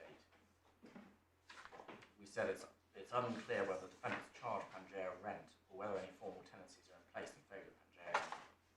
Pangea again being a company in which the defendant has an interest, albeit I should, for clarity, say that Fahana also has an interest in that company. So therefore an account of net rent was claimed, and to the extent that Pangea was not charged rent at the market rate, a similar account was sought, and then it's the same in relation to Essex Grove, which is later on at paragraph 51, page 151. So these matters were pleaded, but we were hampered, aside from respective Norbury Crescent, about lack of knowledge about what had actually been received. So that, did you just give us references for 3 of the properties? Yes, because we didn't. This is not an issue, Lord, in relation to Stapleton Road. Right. And the reason for that is because Ahmed was, he was involved in the letting, so we were fully aware of that. So it's for 3 of them. Okay.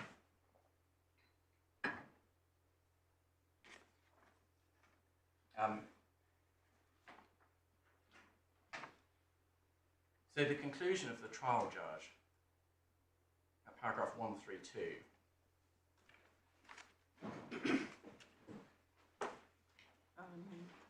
that's page 114.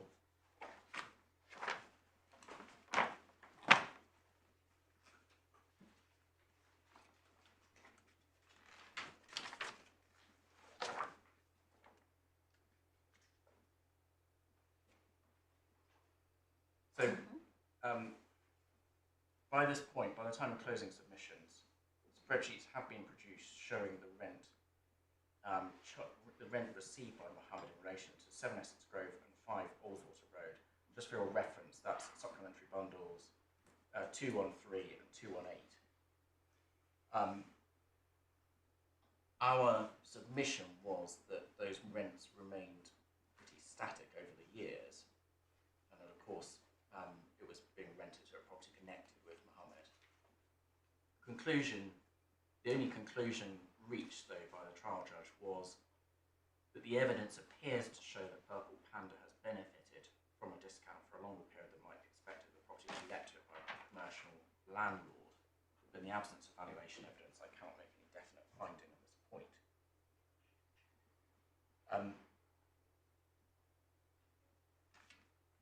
Our submission then at the consequential hearing was that there was sufficient material to justify that when the account of rental income was provided by Mohammed, there should be joint expert evidence as to whether the rents received were in accordance with the market rate.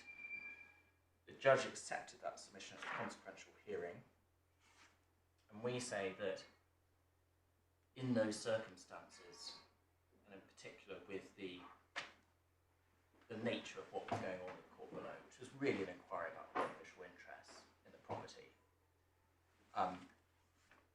The trial judge had a wide discretion as to how to manage the case in relation to the accounts ordered, and we say there's no grounds for interfering with that discretion here, because it's entirely appropriate in circumstances in which Mohammed is the accounting party for him to provide an account of the rental income confirming what was received, and as part of that process for there to be expert evidence as to whether what was received was in accordance with the market rate.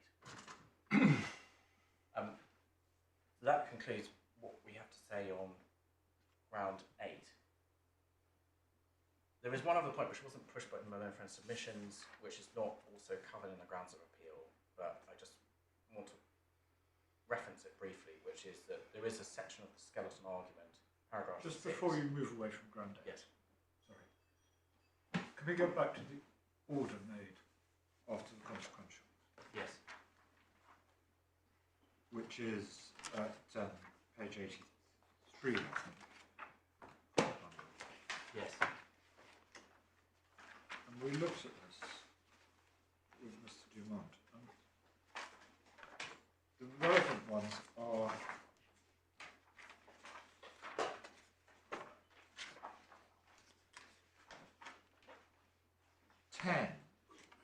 which is an account of the rental income received.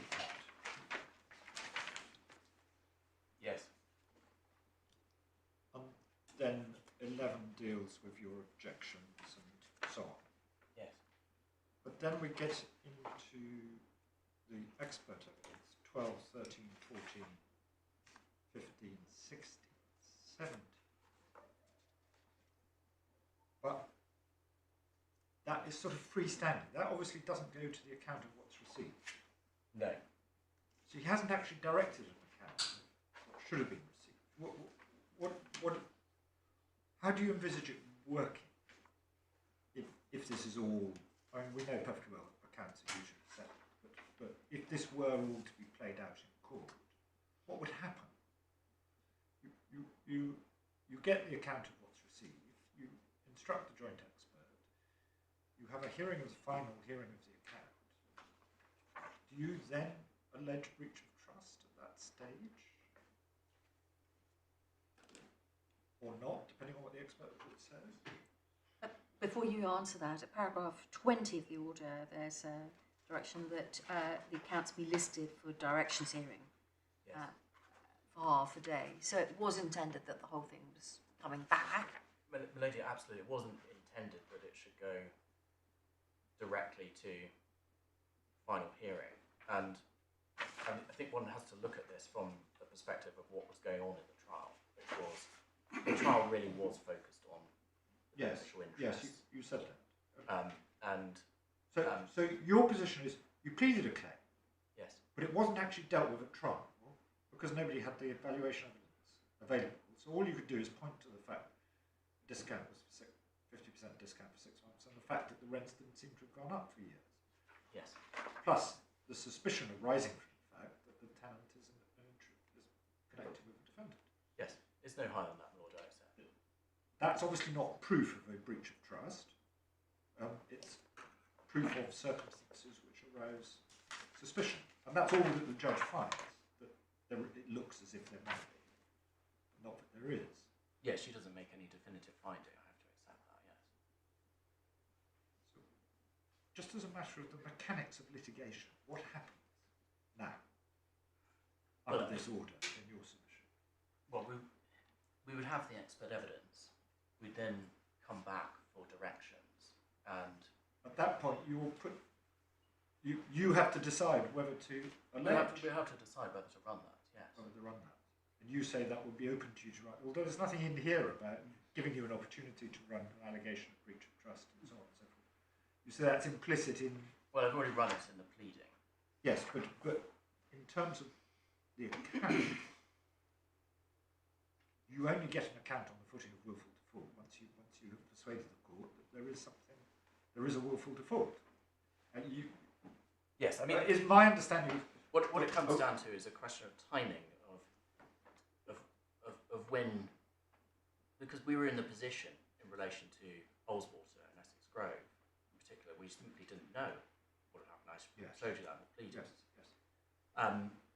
So that was the difficulty that we had, and the question, my submission is, from a case management perspective, was it right for the judge to say, well, this issue can be put off to the account stage rather than the stage that we were dealing with, which was the beneficial interest? And we say that that is within the range of her discretion, and there is no reason for interfering with that. And what in practice you've done is you've hived off the question whether there is a breach of trust and hence should be an account on the footing of willful default to be determined on expert evidence. Yes. And then you will have to decide whether to run that point with all the cost risk involved or not. Lord, yes. But I think I understand how you say this works. Thank you. So just the final point was paragraph 6 of the skeleton argument of the other side.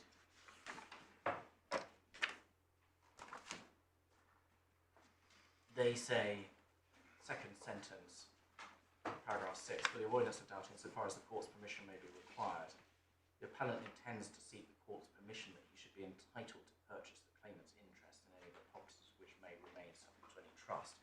We say that's just simply not. That was a point that was ventilated in the court below, that he said he should be entitled to purchase them. We said, no, we don't like that idea because it could well be that funds which have been raised from the properties via mortgage advances come back round and are used to purchase the properties. The judge agreed with us. There is no ground of appeal on that point, but I just wanted to address that and say we don't consider that there is a viable appeal that they can run on that because they haven't in procedurally correct terms appealed that decision of the trial judge.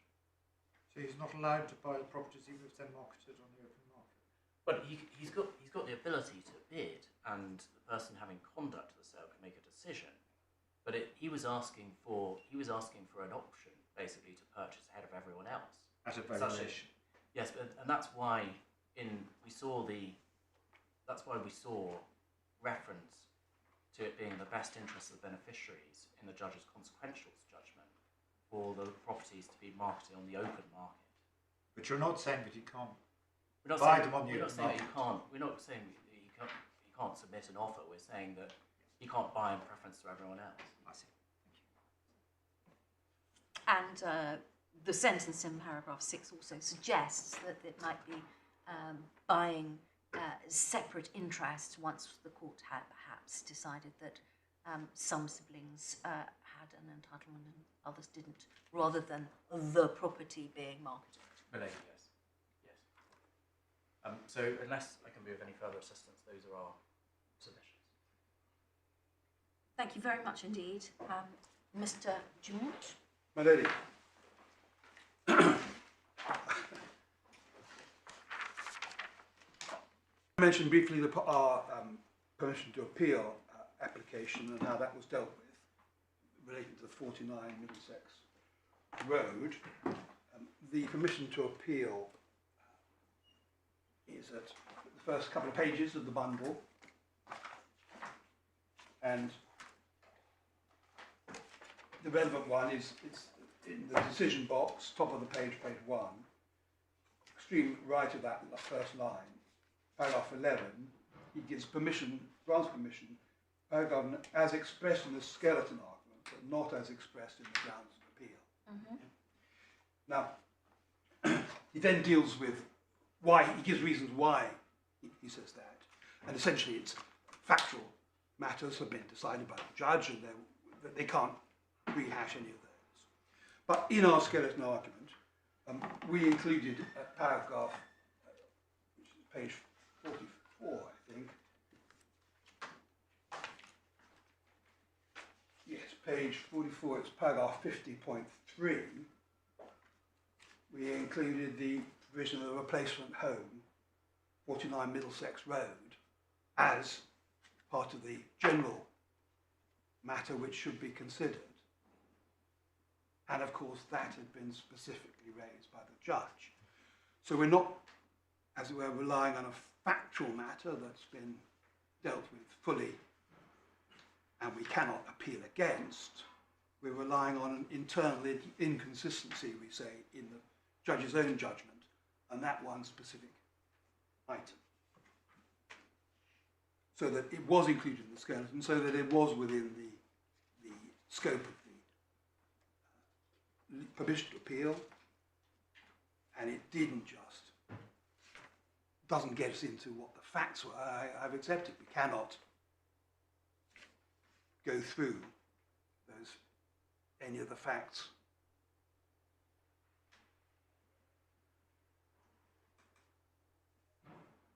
Although what I do also say in that skeleton, 50.1, is that it needs to be taken into account when assessing whether she did suffer detriment, the fact that she herself flatly denied having any beneficial interest in the property 7 Essex Grove at the time.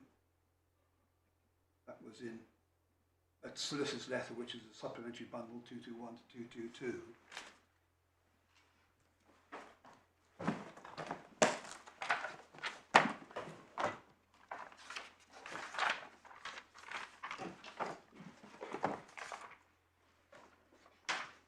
One is the first page of it. It's dated 30th of April 2004, written Solicitor Blakemore's to Cartwright and Lewis, our client Farhana Shah, and assumes that the blacked out version is her husband's name, their client. Over the page, finally, with regard to property at 7 Essex Grove, as previously advised during the court proceedings, whilst this property is owned in our client's sole name, this is for documentation purposes only, as the father is unable to obtain a mortgage in his sole name. Our client's mortgage payment. So, at the time, she said she had absolutely no interest in it.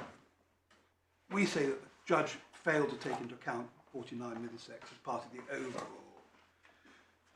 If you keep that supplementary bundle out, my lady, I'm sorry. We say that the judge failed to take into account. Well, she did fail to take into account that 49 Middlesex Road, and she failed to take into account it having been at the forefront of Farhana's own evidence in her pre-action witness statement at page. The judge dealt with the pre-action witness statement. He did, yes. And nonetheless found that she did have an interest in the property. And she thought that there were differences of emphasis and so on. But that sounds like a challenge to the overall findings of the judge again. What I said is that the finding is incomplete and unsatisfactory because the judge herself raised the question of whether you had to take into account as compensation or as eradicating detriment in looking at the overall picture, and that the reason the argument is available is not just because the judge said that in the judgment, but also Farhana said herself in both her witness statements. Paragraph 19 of the first one, my father, this page 58, supplementary bundle, my father then decided to transfer the property to Mohammed as time was of the essence due to the claim of the divorce. Next paragraph, my father also very clearly stated to me that because I'd given up my rights in the marital home, which I would have received a share, this left me in an unfair position. He would ensure to get funds from Essex Grove to purchase another small property for myself and my daughter to live in. So it's a connection that she makes in her own witness statement. And we say the judge should have taken into account, failed to do so, and that goes to the... you cannot be satisfied that the decision on detriment is satisfactory or that detriment has been established.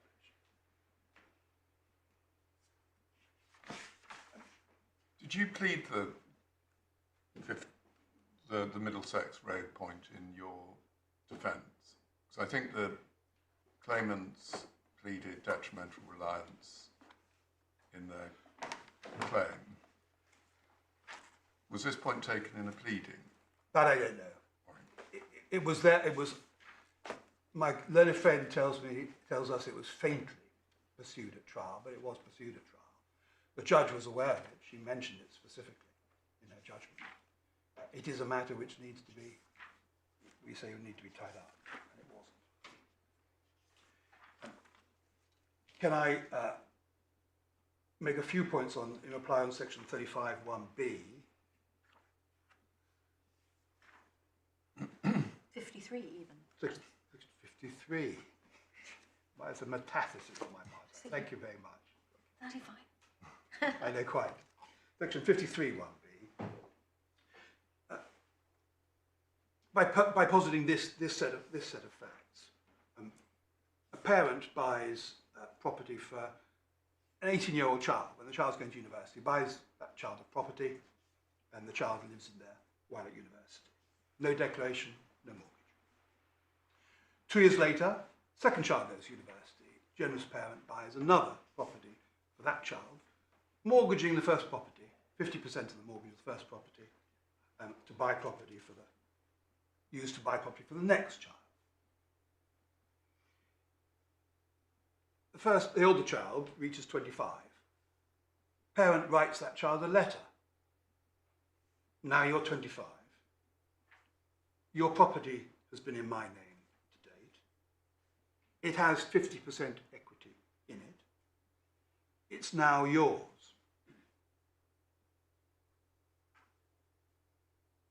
Now, that is a declaration of trust. There was no previous trust, there was no previous declaration. That's a declaration of trust. It's manifested and proved in writing. But it is manifested and proved in relation to the 50% equity interest. It's the property subject to the charge, not the property free of the charge.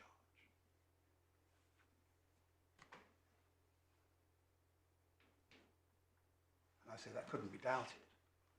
In that context, the child can't say, no, I own the whole property and my father must clear off the mortgage. That's not possible. I have got what my father had, which is the equity of redemption. He's charged that, and that's the best I get. And I say that is what this case is, that the email itself is incapable of being a declaration of trust over the entire property, unless it's accepted that this entire property is subject to the charge. But if the property then doubles in value, then the child gets everything subject still to the charge. Yes, absolutely right. But, so the equity in redemption, yes, it carries that. But it's not being suggested here that the charge was not a valid charge over the property when the email was written in 2013. What's being said, as I understand it, is that the sisters say, well, that shows that this property has been held on us for trust, but there's also a charge. Well, my understanding is that the charges on that are challenged, and it's said that we've got to account for all the money that's been raised on that property, which is what the accounts are about, and that if that money is not used for the benefit for Hana systems, then it's funds which we need to pay back because we've got to do that. That's their case. That's what they're after. They're not after the property free of charge. They're after the whole property, and that's why they tried to conjure a declaration of trust over the entire property, which they say then. You can't have a declaration of trust over. It doesn't make sense to talk about the declaration of trust over the equity, does it? You just say you're declaring a trust over the property and there is a charge. There might be separate issues as to whether your client was in some way responsible for having created those charges and benefited from the proceeds himself. That might be a separate question, but I don't think that's before us. I don't think that's raised in the grounds of appeal, is it? But what they say is that this is a declaration of trust over the entire property. Yeah. Somehow relates back. these various occasions. There may be occasions when it was declared earlier, or in fact, maybe it's a declaration. It's a manifestation of a common intention trust that occurred earlier. Right? So you can't have a manifestation of common intention trust. That's not what the section's about. But what is crucial, and Your Lordship took some time about the question of if it's uncertain when the declaration of trust, which this manifest took place, you can just assume it happened on the balance of probabilities at some stage. But if mortgages have been taken out at various times, it's crucial, you know, when the declaration of trust occurred, because if the mortgage is taken out after the declaration of trust occurred, then it's prima facie in breach of that declaration of trust. If it's taken out before the declaration of trust occurred, it couldn't be in breach. So it is a real issue. I don't think it's an issue raised by the grounds of appeal, but Can I understand the facts? We're only talking about Essex Grove. Yep. I thought that the charges raised on Essex Grove were raised at the direction of the father during his lifetime, partly in order, firstly, to remortgage the mortgage that had originally been on the freehold. One of the leaseholds was charged for that purpose. And secondly, in order to raise the 25,000 or 30,000 deposit for Middlesex Road. Both of those were at the direction of the father. Are there other mortgages which your client has put on the leasehold since 2008, or indeed before 2008, which are complained of? Between 2008 and 2013, the mortgage was taken out. Because I hadn't appreciated this was a point, as my lord says, I hadn't appreciated this was a point in the case. no. Whether you should be made to account for things before 2013. And the other one, just to complete the picture, is the possible one that was taken out to acquire the fourth property. Oh yes. On the But again, at the judge's- direction of the father. But at the direction of the father. All my bundles have fallen apart. There is, my client has done a witness statement on this, about what charges there have been on the property, or what charges there are on the property. We might probably say there's a challenge to this plot. Lord, if it's of assistance, there is a in the agreed chronology, there is included within that, there are the charges on Essex Grove. Do we have to agree to chronology? Yes. Oh, so I'm sorry, it's not. It was sent to us yesterday, I think, Oh right. It may not have reached. separately. I think I got that. It may be in fact that those entries were taken out. I'm sorry. Because there was a dispute about what should go into the agreed chronology. My juniors telling me that in fact they were taken out. But While you're on your feet, perhaps you could answer us this. Is it part of the relief that you think you've got already that the defendant has to account for monies raised on the leaseholds of Essex Grove? Or is it not? yes, it is, and I mean this It is where is. Well, then I think there is a point here. Yeah. But I hadn't appreciated it until it's a bit late. well, my lord, this is because we claimed an account in the particular claim of what has happened to the mortgage advances. So that's one of the accounts that the judge did grant. And what has become clear from the defendant's own witness statement in the account claim is that he used money from 7 Essex Grove to fund his litigation costs in this action. And so we certainly take issue with that. But that's presumably post-2013. It is post 2013. Yeah. Yes. Do you complain of any mortgages taken out before 2013? I'd better have a look at the chronology we've got. Because the point we're on is whether the email is simply you can have what the equity currently is subject to existing charges, or whether it is you can have the property. Yes. And if you're not complaining of the existing charges up to 2013, then the point doesn't seem to me at the moment to have any content. But if you are, then it seems to me there might be a point. Would there still be a question about whether this is raised on this appeal? I mean, There is still a question about whether haven't- it's raised on the appeal. I haven't detected this. Nor me. I did not understand that it was raised on this appeal at all, but I also, rowing back from what seems to be the brink that we're all about to teeter over, as I understood in part what Mr. Dumont was saying, it was that it matters therefore well, you were referring to the terms of the email, but what you were also referring to was it matters therefore about how we, when looking at section 53(1)(b) and declarations of trust or trusts which already exist, which are being manifested, and all those points which we covered yesterday, and we were glibly perhaps thinking that it didn't matter when. Yes. You're saying it does matter when. That was your point, which I thought was within the grounds of appeal, rather than all this other stuff, which I don't think is. I'm great. My Lord Justice Mars is right in the sense that it was not foreshadowed in the grounds of appeal or by skeleton. It was not a point that occurred to me until I was preparing for the appeal, that in fact, when one's looking at the three certainties, it struck me that the description of the equity in the property did not match up to the case that was being made against us. But this you have now raised at 12:30. I hadn't discerned it within the grounds of appeal, and I hadn't discerned it in your submissions yesterday.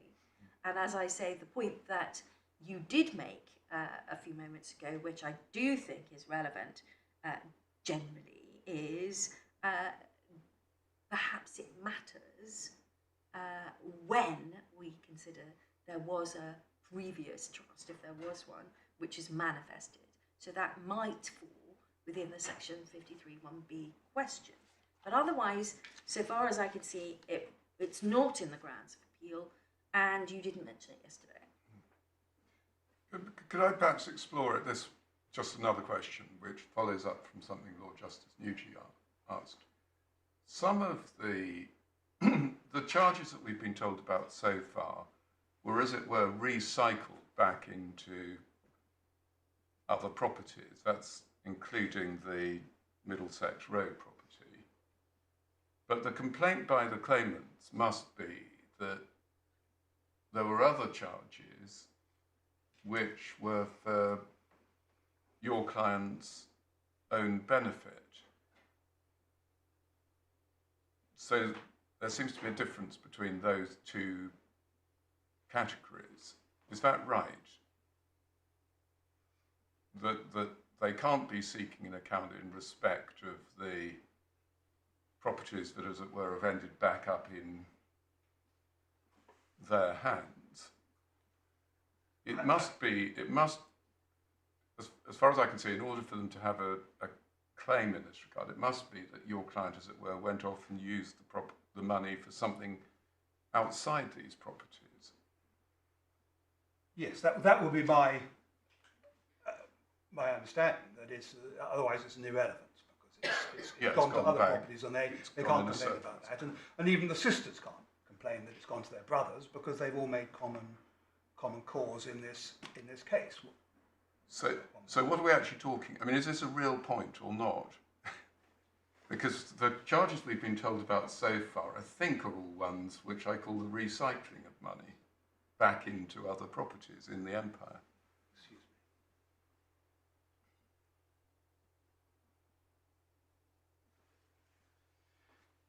I can't give you an answer with absolute clarity. We do not think that in 2007, by 2013 there were any other. But there was still the one on the property in 2013. Yeah. There is some, is that right? There is still There's still something now. Issue about that, and presumably the question is, well, what was that used for? Yes, I When cannot. was that? I mean, the problem is we haven't got any detail No, about we haven't. this because it's not been part of the appeal. May I just also ask Mr. East to clarify what he said earlier about the account Yes. and what was asked for in relation to mortgages raised and monies used?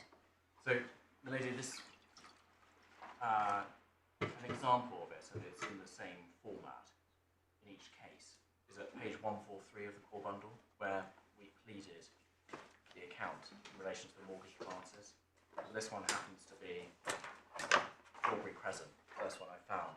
So page 143 of the core bundle, paragraph 31. And we're certainly, what we are seeking is an account in respect of sums which were used for the defendant's own benefit rather than for the benefit of the trust of land. So That's a 2018. That's It's 2018. post 2013. yes, We are only, I think, concerned with the Essex Grove property.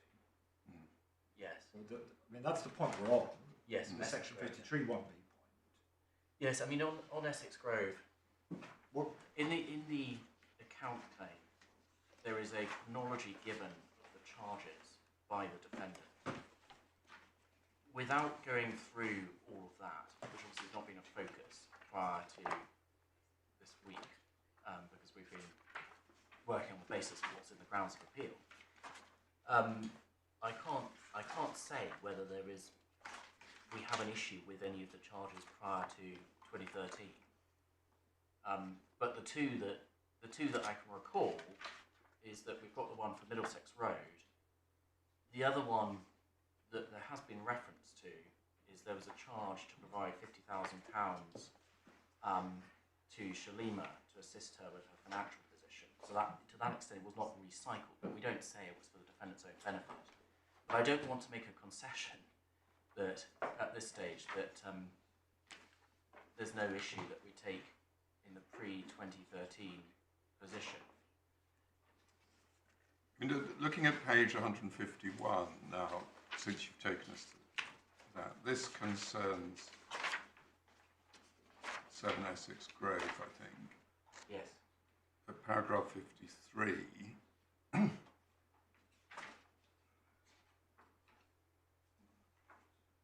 yeah, and 54 seeks an account in respect of those three charges. So two of them are pre the email and one of them is after. Yeah, there is one pre the email. There are two, I think. Two. So two pre email. But we don't know about, I don't think, and you can correct me if I'm wrong, we know anything about those charges from the judgment, because I don't think they feature, do they? No, I mean, it was just the only decision that was made. So during the course of, and one does see this in the judgment, that it was accepted in cross-examination by Mohammed that money from the trust assets had been used to purchase a property called 64 Palace Road. And that features in the judgment. I can't recall the paragraph offhand. But it was on the back of that and the pleadings here that we said, well, there should be an account of the mortgage advances, and that was granted by the judge. We didn't, beyond that, we didn't go into detail at that stage.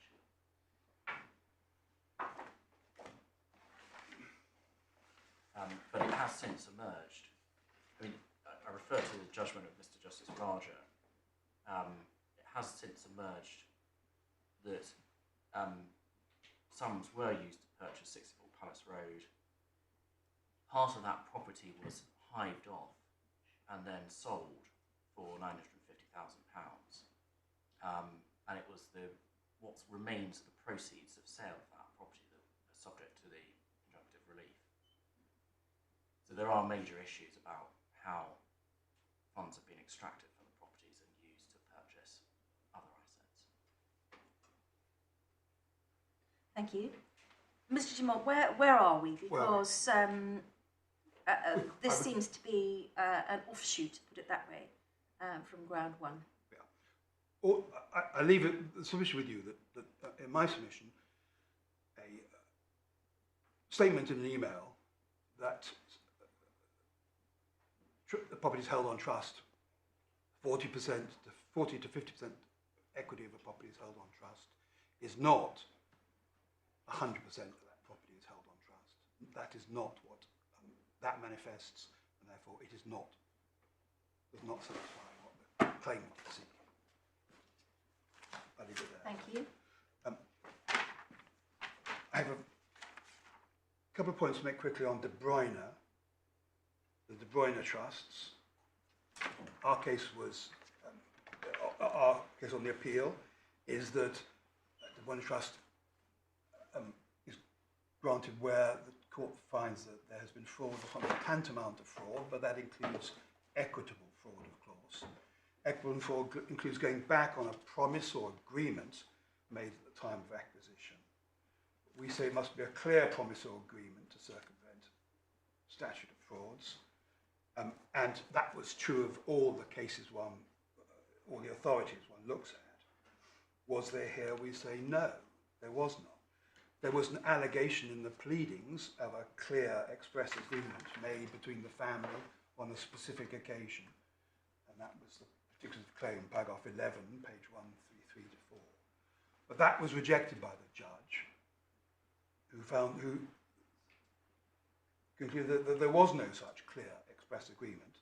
There was at most a shared understanding. And we say that falls short of the agreement needed for De Bruyne. And if I can give you another, as it were, factual scenario, I acquire property on a common understanding with my brother that he will have a half share. I pay for the property myself. I then go back on that promise. There's no detriment. It's not unconscionable because there's no detriment. He suffered no detriment. Does it become unconscionable that I have used monies I hold on trust for my sister in order to purchase that property? Is that a matter which is relevant to my brother's claim against me in relation to the purchase of the property? I see, if you look at it, if you strip it down and look at it in those simple terms, no. And that's what is being said against us in relation to Ullswater Road, I see.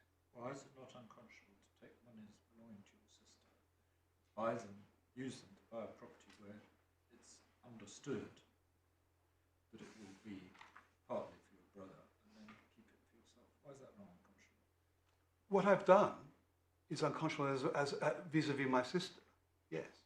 But my brother cannot rely on that unconscionability. I haven't. But the whole point about De Bruyne is that the children didn't know anything about the trust of the shares, but they could still enforce it. That's what distinguishes the De Bruyne trust from common intention constructive trust of a normal type, is that the minor beneficiaries who need know nothing about the arrangements are still able to say the trust is fully constituted and we can take advantage of it. So if it is one of these, going back on the terms on which you've been able to acquire property, then it is available for anybody who's a beneficiary to enforce. Is that? I ask you, is that logical? I mean, is that even within conscience? If I have an understanding with my brother about something, he can't enforce that against me, that without him showing detriment on his part. It turns out that I've stolen my sister's money and used that to buy the property. Can his sister enforce it? Sorry? Can his sister come and... Well, that would make... We've got all of them here. That might be the next stage, but I've stolen my sister's money to contribute to that. How does that put him into a different category? How does that raise Well, our I thought you postulated you'd agreed with your sister that you'd buy the property. But if, I'm sorry, I hadn't. no. But it's difficult to think that a thief is in a better position. That's a Westdeutsche. So I can't hear It's you. a Westdeutsche point. That thieves are constructive trustees. They don't benefit from stealing other people's property. Anyway, we're getting a bit off the point. I think I understand the point. I think we've all appreciated there needs to be a line drawn between De Bruyne and De Bruyne Yes. and common intention Yes. trust, and this is where you draw Yes. the line. Yes. Thank you. Thank you. Thank you. And we say that is reflected in all the authorities, with a possible exception of Neal and Willis.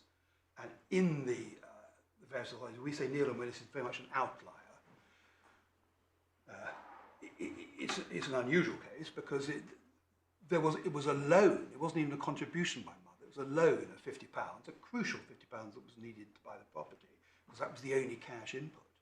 But it was a loan. We say that what distinguishes it was the very, very clear agreement between the husband or the man and the mother about what the terms were going to be. Very clear agreement, which enabled the Court of Appeal. Lord Denning mentioned Basic and Basic as one of his grounds, Bannister and Bannister as the other. Lord Diplock relied on Bannister and Bannister alone, didn't rely on Basic and Basic. But Bannister and Banner was a clear purchase and undervalued. And the most clear example of how a constructive trust can arise, without doubt. So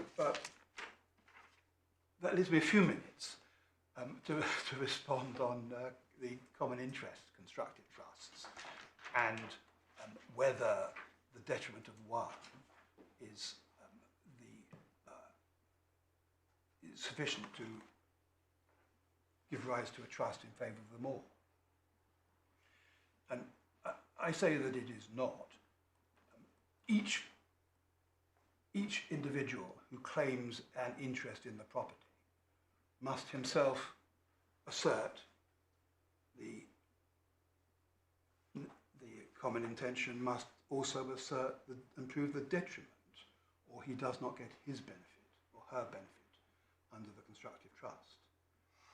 That is consistent with Hudson and Hathaway, which says that detriment is an absolutely crucial element of the common interest constructive trust. If you haven't suffered a detriment yourself personally, you're thrown back onto the De Bruyne type of trust. That's where you have to go. That's the principled approach to constructive trusts in this context. If you look at the entirety of Lord Justice Lewison's judgment, every single piece there is about what the claimant must do. The claimant must establish it.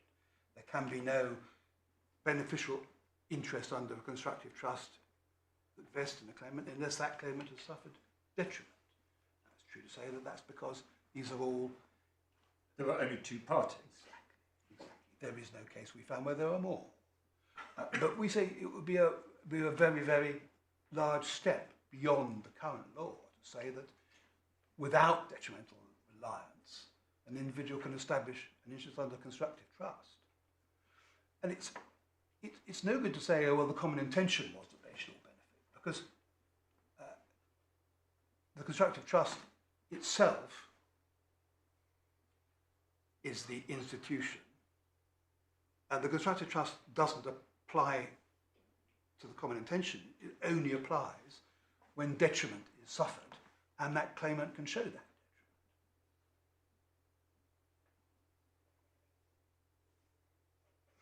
It is said that conscience can't be divided, and Lordship made a similar point to me a moment ago.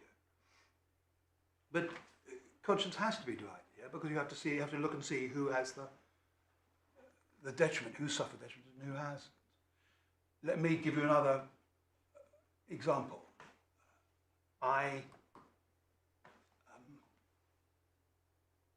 can afford to buy a house, and I say to my brother, who's perhaps disabled, come and live with me in the house. I say to my wife, well, let's divorce myself that way, because matrimonial makes it more difficult. I say to my partner and my brother, we will share this house together. This will be our equal house going forward. And my partner then contributes in the usual way and suffers detriment on the basis of that. My brother doesn't. He's disabled. He lives in the property, and he doesn't contribute. And I keep him. In that context, my partner has a valid claim because there was a common intention. She has suffered detriment. My brother has no valid claim. There was a common intention. He has suffered no detriment at all. It's not like the lady in Bannister and Bannister who's been forced out of even one small room in her cottage by the roguish brother-in-law. He has suffered no detriment. How does he establish any interest under constructive trust? You say, well, my conscience is indivisible. But it isn't. The conscience only becomes relevant where there is detriment. Otherwise, the conscience doesn't arise, and it only arises in respect of that particular share. What happens in a case where it's a family like this, and supposing that the agreement or common intention is that, because this is what the father wanted here, was that this property will go to my 3 sons, and one of the sons then thinks this is very good because I'm very keen that we all share it together, and I'm going to work on the house, partly because I regard it as my house, but partly because I regard it as my brother's house as well. So he's doing it because he's thinking it's going to be for all 3 of them, and he thinks that's a good thing. But one of the other brothers doesn't do any work on it. Now, when you're looking at the quality, as it were, of the detriment which has been, suffered isn't quite the right word, but is the acts, the detrimental acts carried out by that first son, he's done it because he thinks that it's being held for all 3 of them. Yes. Isn't it then unconscionable to say, for the first son in this example, to say, well, yeah, he can have a share, but the other one can't? No, but it's not. For a number of reasons. First of all, it's not unconscionable because, as it were, the idle brother, the brother who does nothing, he hasn't suffered any detriment, and therefore he does not lose at all if he doesn't get a share in the property. He hasn't lost. So should it then be, sorry to cut across you, should it then be 50-50? No. Why not? Because the brother in the middle, who, as it were, who has done work on it, we don't assess the value of that work. He needs to suffer some substantial detriment. So why should your client get so 2/3 and the one brother get 1/3? On the judge's findings of fact that this was that it was a common intention that they would all share, the judge must have been satisfied that I don't know actually whether your client did any work or not, but anyway, your client is putatively the owner here. Yeah. Now, why should he get 2/3 and one of the other brothers get 1/3? Well, you've cut to the chase. Can I just take us back one step? Yes, of course. The classic common interest constructive trust doesn't have some sort of father's intention over the top. Yes, that's fair enough. The classic one will be that that A buys the property in his name, providing all the funds. Yeah. And that, but subject to an agreement that there should be shared beneficial ownership. No person who claims a shared beneficial ownership can establish that as a constructive trust unless they have suffered detriment. So, what you have to be aware of is that if you open that floodgate, you allow a beneficiary to say, even in that case, well, actually, what I was doing that, I was doing it for the benefit of my other brother too, and therefore he can jump aboard. But it doesn't work because it's as it were a new aspect that comes in after the event. So we say it's a dangerous path to go on. But the simple fact is that that if I want to establish an interest under common interest constructive trust, I've got to suffer detriment, and that's what all the authorities have followed. No authority suggests otherwise. No book suggests otherwise. And if it is because that is maybe a thought about it going, in our submission, the simple answer is it doesn't arise. And it's no good going back to the marriage settlements of the Victorian era. We were taught them at university for about 2 weeks, and none of us could ever quite work out why we were being taught them, and have forgotten, I dare say, much of what we learned. But now you know, Mr. Jamal. But now we know, but the constructive trusts, these remarkable devices of the British common law, arise in different ways. And the constructive trust that arises, for instance, in relation to an enforceable contract is a separate constructive trust. Now, that then has a special remedy, the remedy of specific performance, which, for instance, you haven't got in a stopple. You have to argue all your stopple case up and down there. Specific performance. And there is the rule in specific performance, which I think is just as good in contract law as it is in equity, that when you apply for specific performance, you grant specific performance of the entire contract, if that entire contract can be enforced. You don't divide the specific performance order. You can't split the covenant. You can't split the covenant. And that's really the beginning and end of it. And that doesn't help here, because that does not inform, it does not assist us in understanding how to approach the matter in this particular very, very different context.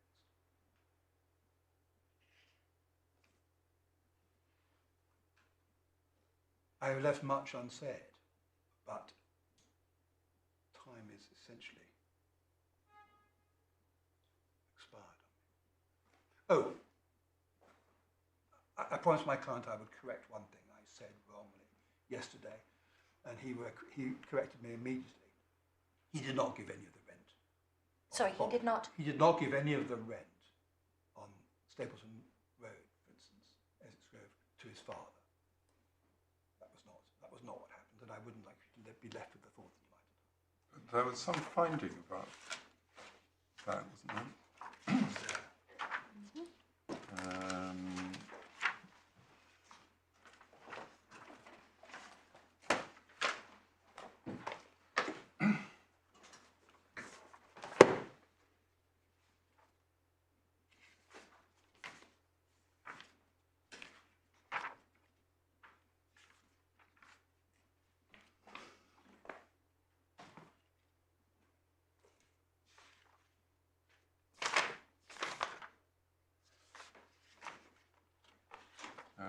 Is it 79? Might be wrong.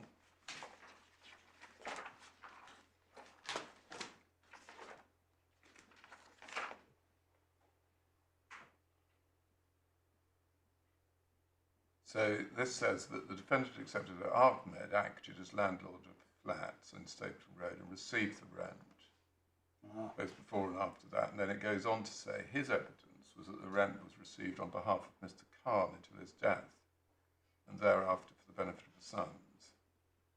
And the defendant accepts that Ahmed accounted to him for rent up to 2020. So the finding of the judge, whether your client paid it directly to the father or not, the finding of the judge is that the father went on collecting it. Yeah, via Ahmed, I think. Yeah, and so he accounted to the father for the rent, but it means that the father was getting the income, doesn't it? During his lifetime. That will be the conclusion for that. But I say what I was wrong to say was that my client ever paid any of the rent over.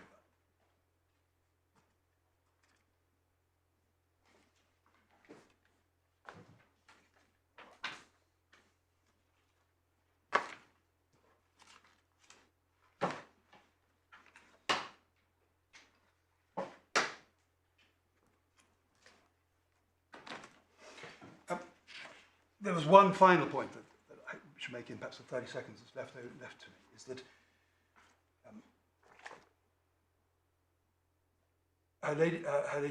the judge below did not expressly find any De Bruyne Trust in relation to 5 Ullswater Road.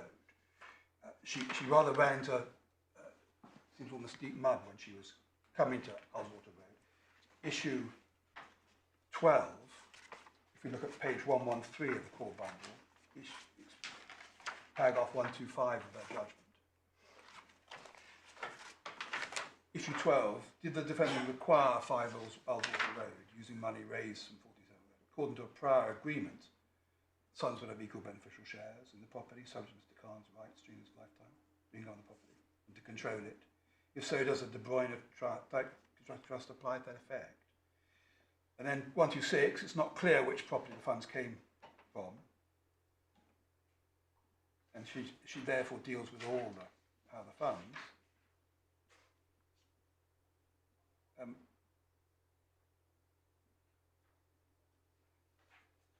But she doesn't make any finding about De Bruyne there. Now, it's fair to say, that if one looks down at